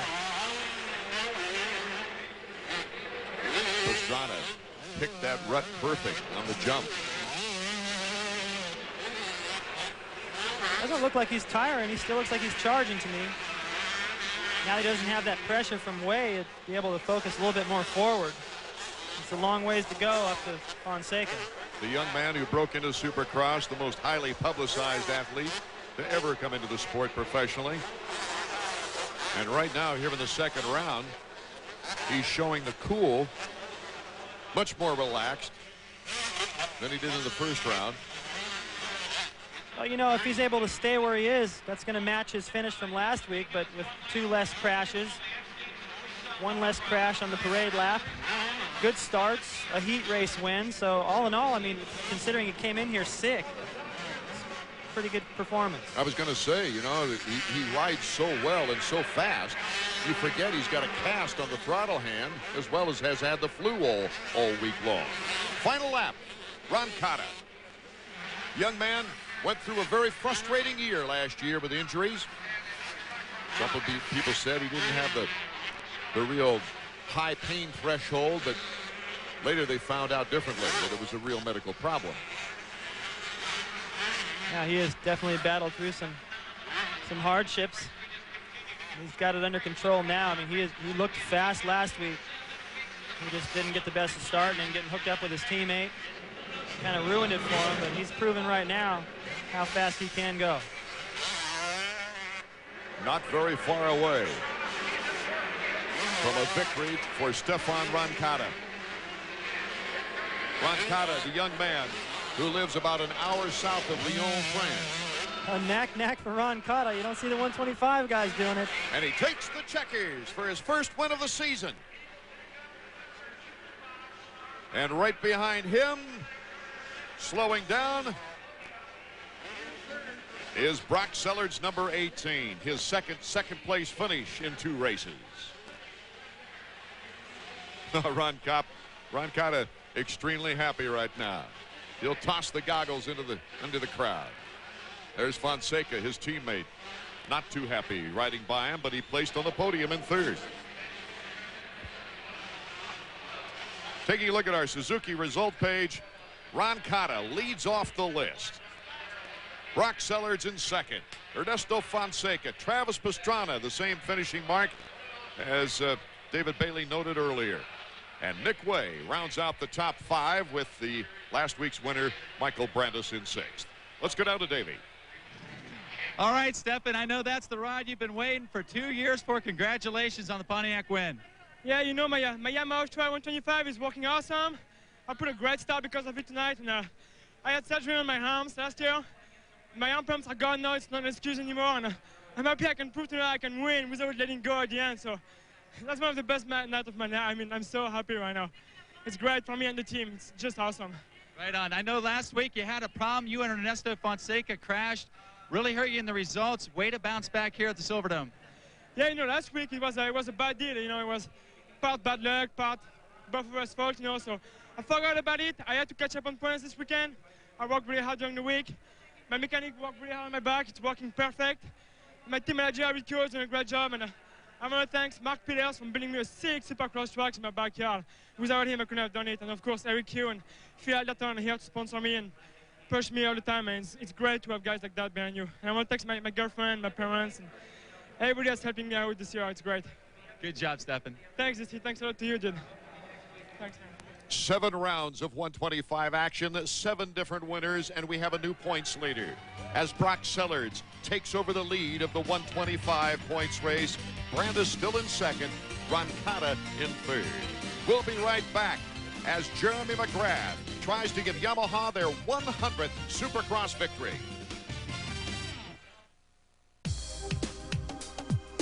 Strength. Fitness. Discipline. Fun.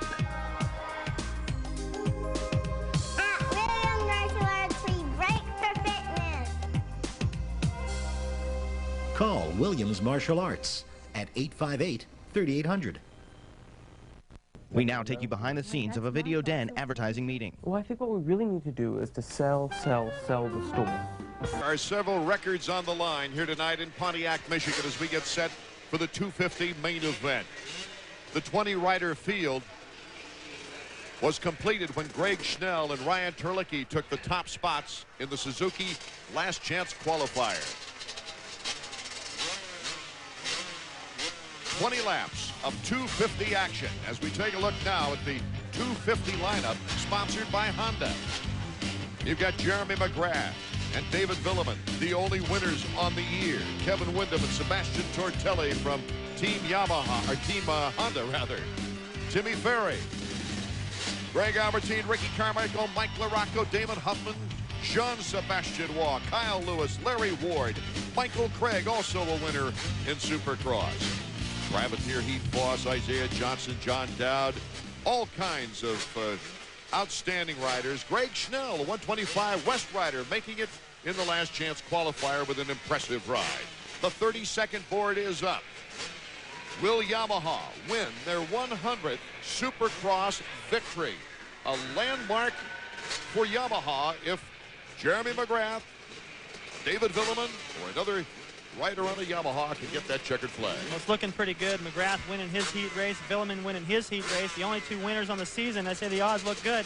Check out LaRocco here all the way on the inside.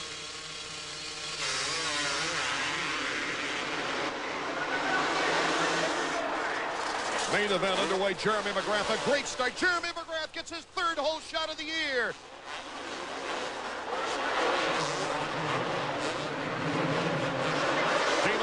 Second on the number 20, Team Suzuki. The Yahoo Sports Whole Shot Award to Jeremy McGrath. Tortelli is up there behind Huffman. What a great start for Huffman. And what an interesting first corner. Ricky Carmichael circulating in last place now after going down. In 13th is David Villeman.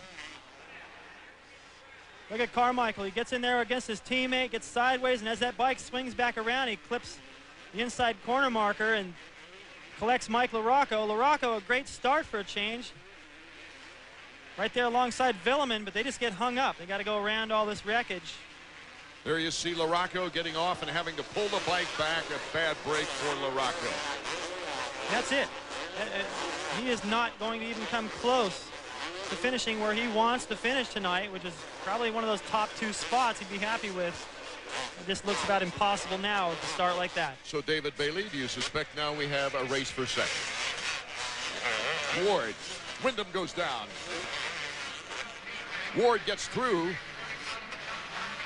the confrontation with number 14, Kevin Windham.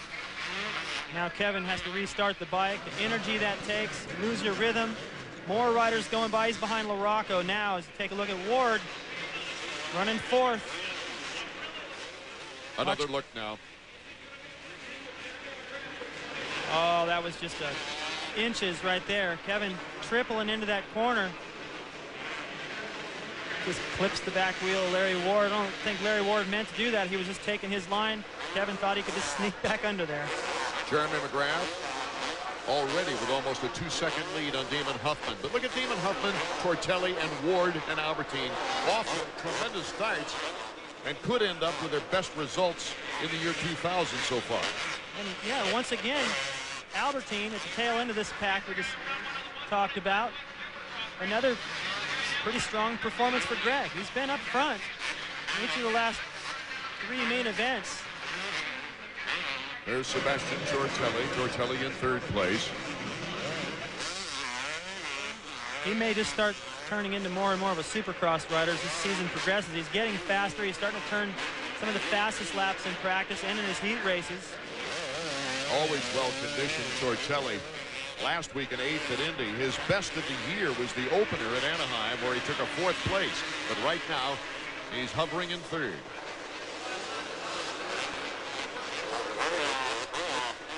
Number 7, Greg Albertine, trying to catch up to Larry Ward from 4th position. Albie, I'm sure, is aware of the situation with Larry Ward, knowing that towards the end of the race, Larry may start to struggle a little bit, just not being able to train as much due to injuries, and capitalize on that. Albie in 5th. Boy, would he like a podium. His last podium was a 2nd place at Dallas in April of '97.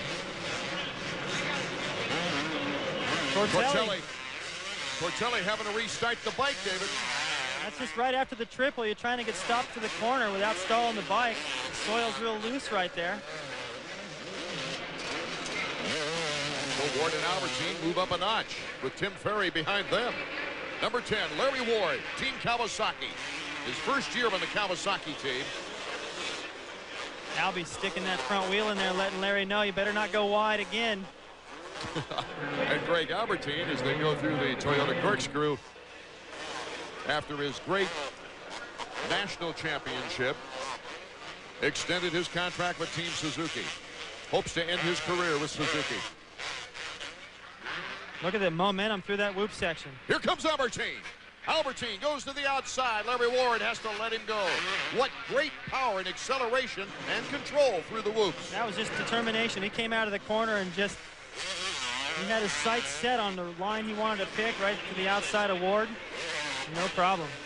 So can Greg Albertine be on his first podium in quite a while. Larry Ward tries to pick up on Albertine. Jeremy McGrath is taken away with this one in Pontiac, Michigan. And we shall return in a moment. Jeremy McGrath, after taking his 3rd consecutive hole shot, leads this field. Number 934, David Villeman. When he gets a good start, can ride with anyone. He got hung up. There he passes Greg Schnell. Villeman is working his way up the ladder, back up into 8th. You saw how much he got held up in the first corner, so it has been a great ride, but the problem is he was the closest guy to Jeremy in the points. Jeremy now will stretch that points lead out. I don't see any way Villeman can get up inside the top. I mean, 5th would be a stretch right now, and what a chunk of points that's going to give to Jeremy. 20 laps. It becomes an endurance race after a while, especially when you're fighting from behind. See how hard it is to get stopped for that corner. Isaiah Johnson right there in the main groove, having his problems. There's John Dowd, number 16. Wyndham starting to climb back into this now after his earlier mistake. Kevin Wyndham, number 14. The year didn't start off too bad for Kevin either at Anaheim. Up on the podium, I thought, well, this could be it. This could be the year where Kevin has all the tools, the confidence, the bike, the experience. But it's been a nerve-wracking experience for him ever since. Just gets so tight in the main event, unable to ride to his potential. This isn't really working out much better. I think he's probably riding and feeling comfortable right now, but not in the position he wants to be in. Villeman, a long way back in double digits in seconds to Jeremy McGrath as we take a look at the 8th place Kevin Wyndham. McGrath in 1st, Huffman in 2nd, Albertine in 3rd. And Wyndham, as we zero in on him, is in 9th place.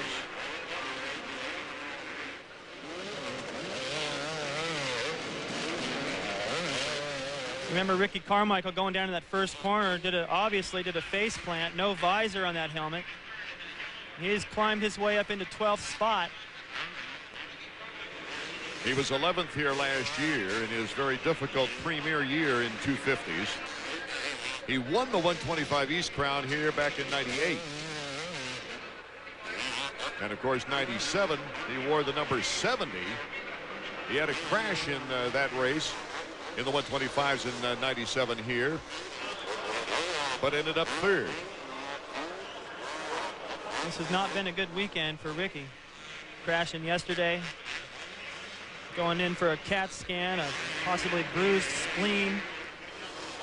But meanwhile, the winningest rider in sports history, the defending 6-time Supercross champion, Jeremy McGrath, just takes away with it. Just staying on task, doing what he has to do, knowing when a hole shot is really important. He's almost 18 seconds in front of 934 David Villeman, who came into this race second in points. Villeman now in the battle for 6th with Larry Ward. That just gives you an idea of the kind of pace and the resolve that Villeman has to be so far back in the pack. Remember, Larry Ward at one point was in 3rd place. And here these guys are battling. Villeman is on the move. It won't be good enough for him to stay in contention in this points championship, but it will be a fine ride. Well, and you never know. What if something should happen to Jeremy? That's always possible. I mean, you just definitely want to position yourself. If you can't be beating him, the next best guy in line. He has done that, but he is losing ground fast. Look at that, Kevin Windham passing. He wasn't able to do the triple that time. For whatever reason, the faces of those jumps are rutted. It's getting even worse. So now it's Kevin Windham assaulting Larry Ward from the rear there.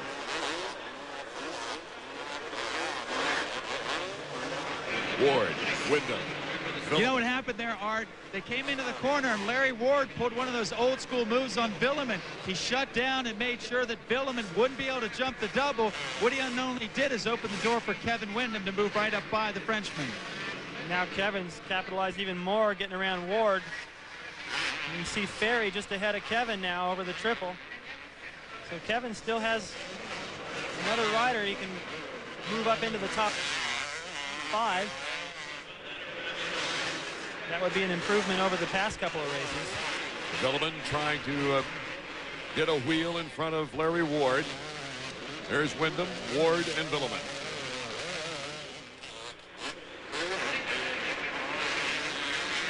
This is the only race on the track right now, as Villeman just can't seem to get around the very pesky Larry Ward. Ward is showing a lot of courage right now.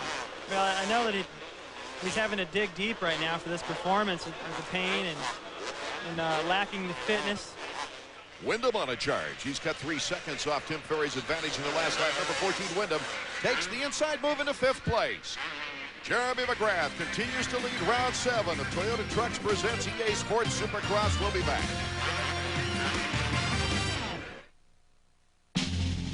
To most people, Pontiac, Michigan, the Silver Dome, round 7 of EA Supercross. It is Jeremy McGrath looking to tie Bob Hanna as the all-time Yamaha winning rider. McGrath with 19 wins to Hanna's 20 wins, and behind him this battle is raging on. Larry Ward, number 10, has been in the thick of the action the entire race. Despite the fact he's in 8th place, he's got a teammate, John Dowd, who's been hounding him, and Villeman has just passed him. See Dowd was a little bit closer a lap ago. He made a mistake somewhere and lost some time. That gives Ward just a little bit of room to breathe.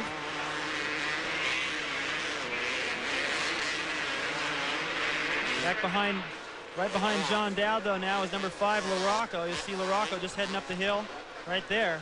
And he is starting to apply the pressure here.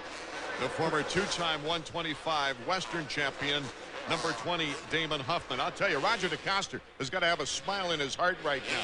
They were saying all kinds of things when he signed Damon Huffman, who has had a couple of very bad years. But Roger has got to be having the last laugh right about now. I'm sure he's happy. I know he sees a lot of potential in Damon. Damon's a great kid. He's young. He's got an incredible smooth style. He can ride Supercross. I mean, he don't win 2 125 titles by accident. He had to beat off guys like Ryan Hughes to get those championships. And there's 3rd place right there, Greg Albertine.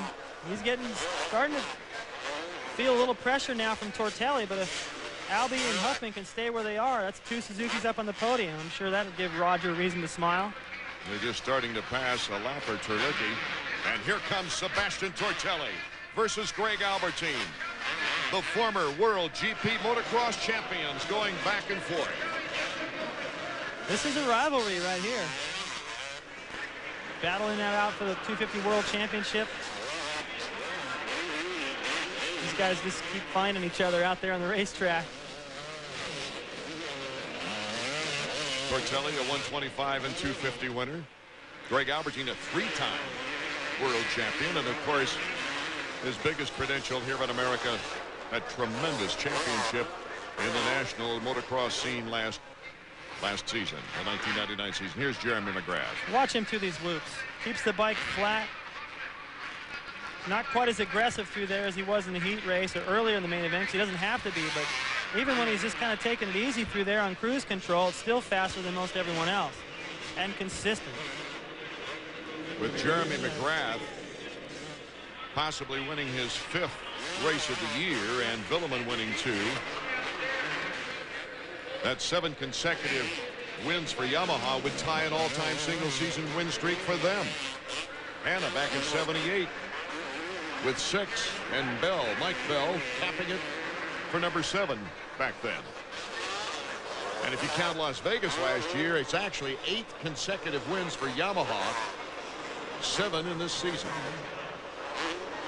They've got it working over there.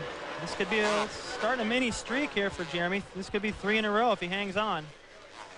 Now, look at Tortelli really starting to tighten the screws on Huffman now. Just when I thought Huffman was out in the clear for second, nothing's safe with Tortelli on the track, because that guy is so fast at the end of the race. McGrath with better than a 10-second lead as Huffman tries to hold it together against Sebastian Tortelli. Both of them very hungry riders. Tortelli winning a motocross-like track in Los Angeles' Coliseum. In fact, that was the last Kawasaki victory in Supercross back in '89. And these guys are coming up on the white flag. So Tortelli will do all that he can to try to get around Huffman, maybe try to use the lapped riders to his advantage, capitalize on a mistake or a bad decision by Huffman, but he has got the pressure on. As we thought might happen, we've got a great race for second place. I used to just hate this. You get some guy just putting the pressure on you in the last lap, you're tired, you're going, oh, come on, leave me alone. Here's our leader, Jeremy McGrath, on the final lap. Jeremy doesn't have to worry about pressure. He doesn't have to worry about nailing that whoop section one more time, but Huffman does. Whoa!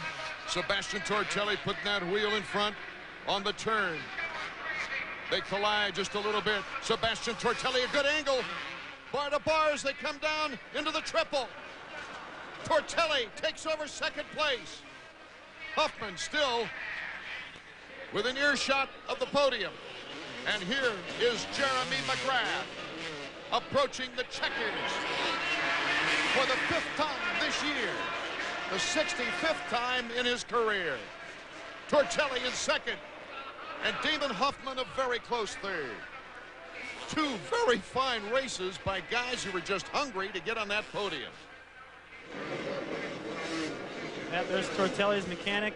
Shane Drew. He's stoked. Of course, Jeremy's happy. He has reason to be. That's 3 in a row now. He extends his points lead. There's the sportsmanship. Tortelli, he's happy with the way he rode, having to come from behind the way he did.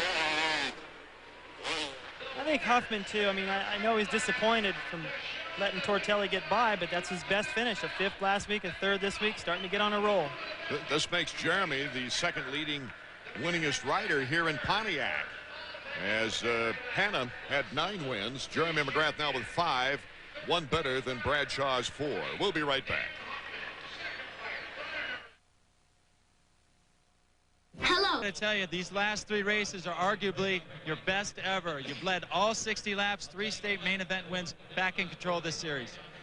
Yeah, David was riding good those 2 races, and I mean, he's granted, excuse me, he's still riding really good, but you know, I just had a little bit of problems at those races, and my starts are coming back. I mein, the bike's working really good, and we've been kind of tuning it up, make sure, you know, we got the right tire selection, and Bridgestone's been a big help there, and you know, it's just all in start. I know at the same time you've been dealing with this cold. We still hear you coughing. How are you able to even get in training or stay focused on this racing when you feel so bad? Well, you know, you can't really train that hard when you're sick. So I the week before I didn't ride at all.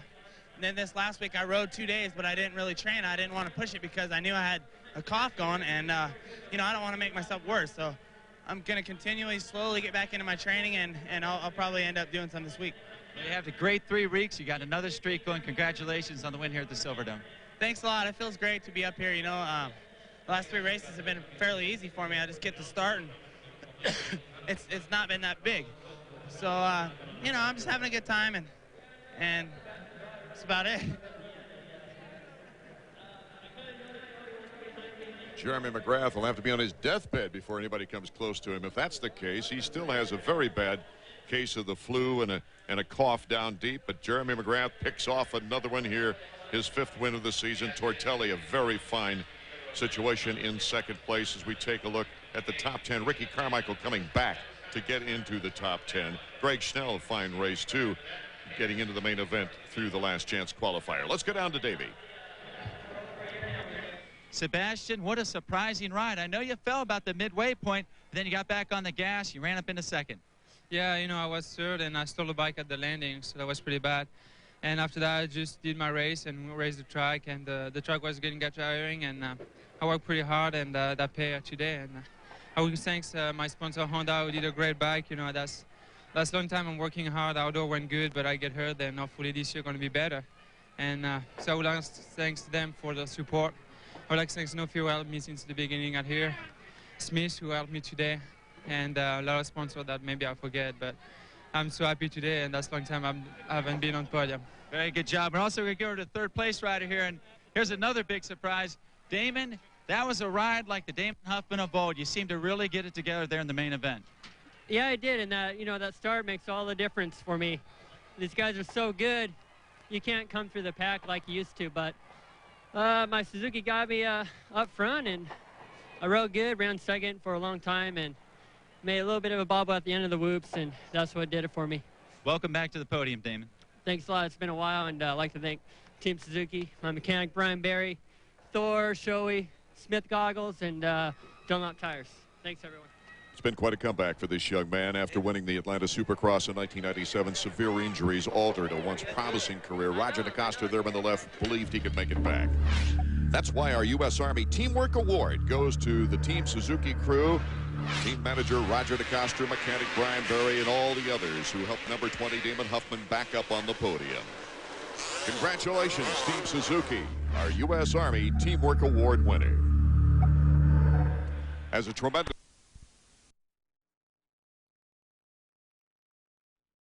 deep this year, and I go back to San Diego, where he had a front brake problem and lost the race. The next weekend, he thought he had the race in the bag, a little miscommunication.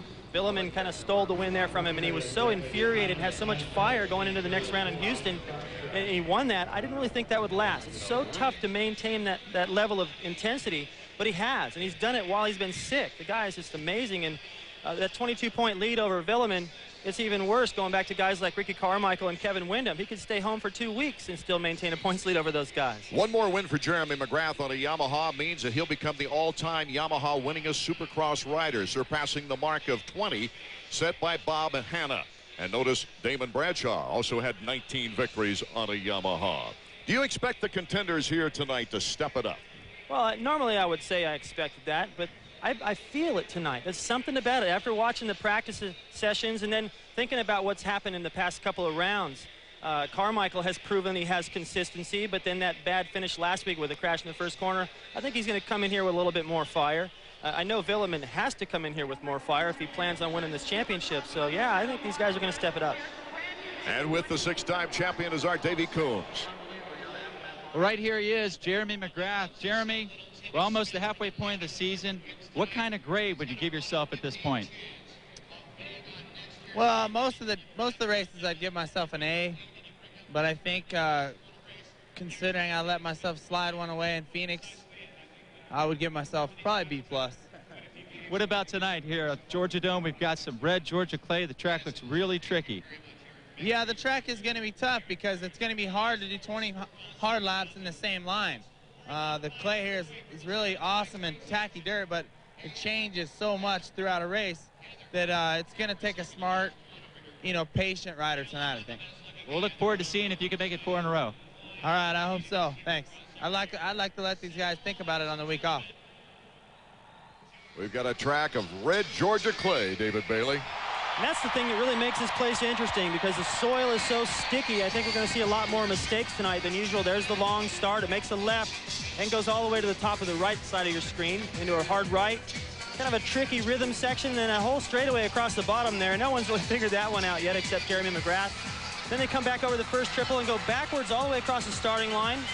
Across the top, another triple, that long whoop section onto the finish. Now, something they've done a little different tonight that I like is in that starting line, they've got 2 jumps. They're not high, just enough to sort of make it interesting on the start.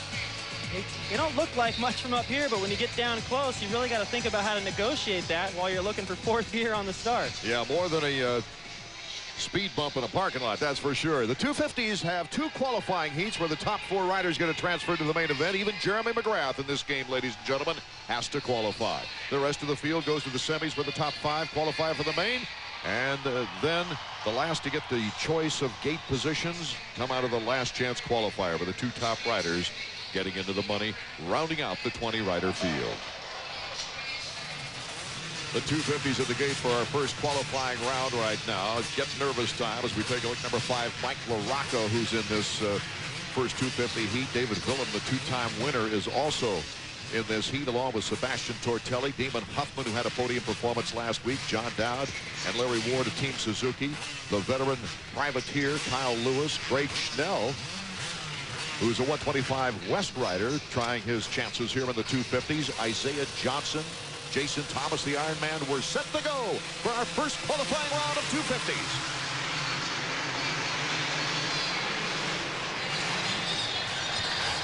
Villeman again, he's got those starts nailed. And a little bit of carnage right behind him. That's Tortelli. Jeff Stanton right there to help him get going. He's got his work cut out to try to make the main out of this. David Villeman in first place. And John Dowd, number 16 on the Kawasaki, in second as we take another look at that start and the problems that were created, David Bailey. Well, Villeman controlled it all the way in, but right there in the middle of the pack, flipping, looked like Schnell and Tortelli got together, and that started the 63 Schnell, Tortelli number 21. See how quick Jeff Stanton got over there to try to get that bike point in the right direction. Remember, the top 4 make it to the main event. After John Dowd, number 16, we've got Mike LaRocco, number 5, and Damon Huffman, number 20. That's the real battle right there for third. I think if I was Huffman, I'd feel pretty good about coming here off of a 5th and then a 2nd last or a 3rd last week, almost a 2nd. And then his only win was here. Got to be something about this place that he's looking forward to. Mike LaRocco in 1995 also had a win here in Atlanta. In fact, it was 1995 at Pontiac was the last Supercross win for number 5. But Damon Huffman is trying to put the rush right now on Mike LaRocco.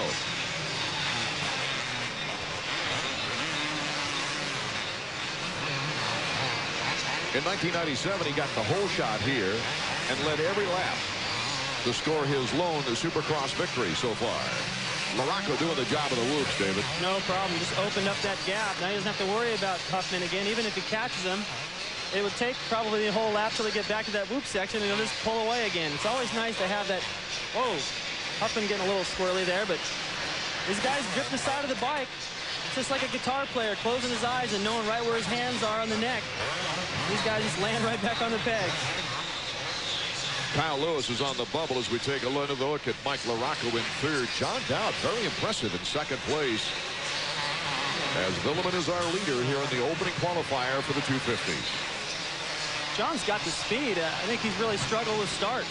You know, he keeps getting caught in first turn pileups, and this time he finally gets away and he's able to show his skill. LaRocco, number 5, his worst finish of the season was a 7th place last week. He got hung up behind RC in that first turn crash, had to pull his bike back and get back on and get back into the race. So he had to come back from 16th to get that 7th place finish last week. Mike not really able to. Oh, the leader Villeman there as they approach. That's what the flags are for. The yellow flag signaling Villeman just getting back on his bike as you see Damon Huffman going by. The restart of the 934 Yamaha. So he is still in a transfer position in 4th. He's going for that triple. We just saw Travis Pastrana doing that on the 125. He comes up a little bit short. Not a bad fall. He's able to just get right back up and keep going, but John Dowd inherits the lead, and this ought to feel good for him. Number 16 is our new leader as we take a look at Villeman trying to get back into the action. He's currently in 4th and has got a pretty good position there with Kyle Lewis quite a ways back in 5th. John Dowd, our leader, won here on a 125 in 1996. Look at Villeman. He's so talented as we go to our leader, number 16, John Dowd.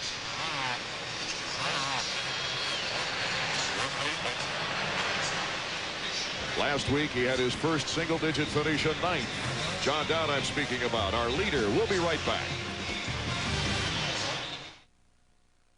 Hey, welcome to the Suzuki Fest 2000 Deli. Care to try a new Suzuki motorcycle with $400 free accessories?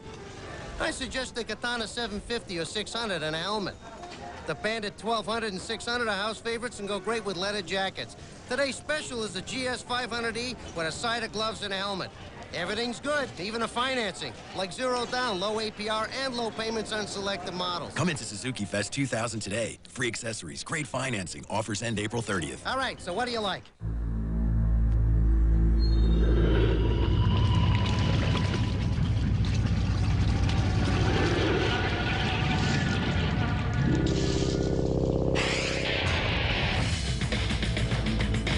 Someday, at a job interview, they'll ask,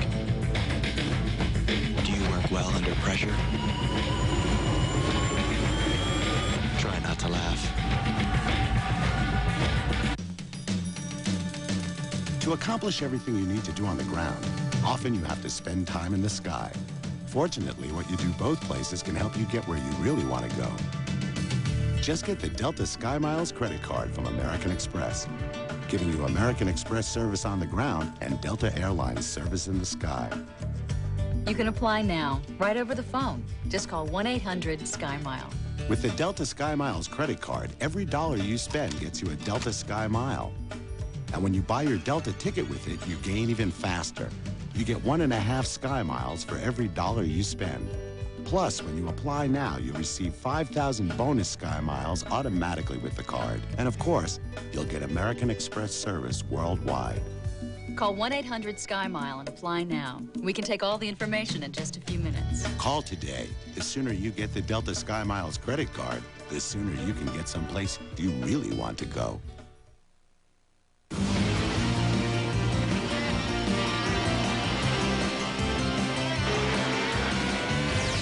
Toyota Trucks presents EA Sports Supercross is being brought to you by Honda, maker of the all-new Rancher, built for the ranch we call Earth. By Toyota Trucks, unbreakable every day. And by Suzuki. During Suzuki Fest 2000, get $400 worth of free accessories and great financing on selected models. Welcome back to Atlanta, Georgia. Heat number 1 of the 250 qualifying Supercross is underway. Number 16, John Dowd, is on his way right now to his very first heat victory of the season. Number 934, David Villeman, was our leader, went down and has fought his way back. That section he just went through is where he went down. Watch what he's doing here. He hits that, well, he didn't do it that time. He's been hitting that little bump and jumping off over into the corner, much faster line. That's where he was able to make up a lot of his time, but that time LaRocco did it and he didn't. So it's Dowd, LaRocco, and Villeman our order here in our opening qualifier. Still a great ride for Villeman to open up the big lead he had. I was about to talk about John Dowd riding a fine race in second, but a lonely second because Villeman was so far ahead he went down, but he's made up a lot of that time. You can see Dowd now. And there's Mike LaRocco as the white flag is waving. Final lap underway. Down, Morocco, Villeman, Huffman. There you can see how close. That's the triple where he fell. We saw Dowd get through there and come up a little bit short. As long as you're ready for that, it works. Sometimes these guys accidentally land with their foot on the rear brake. And it just stops them dead. They go over the handlebars. That could have been a little bit of Villeman's problem.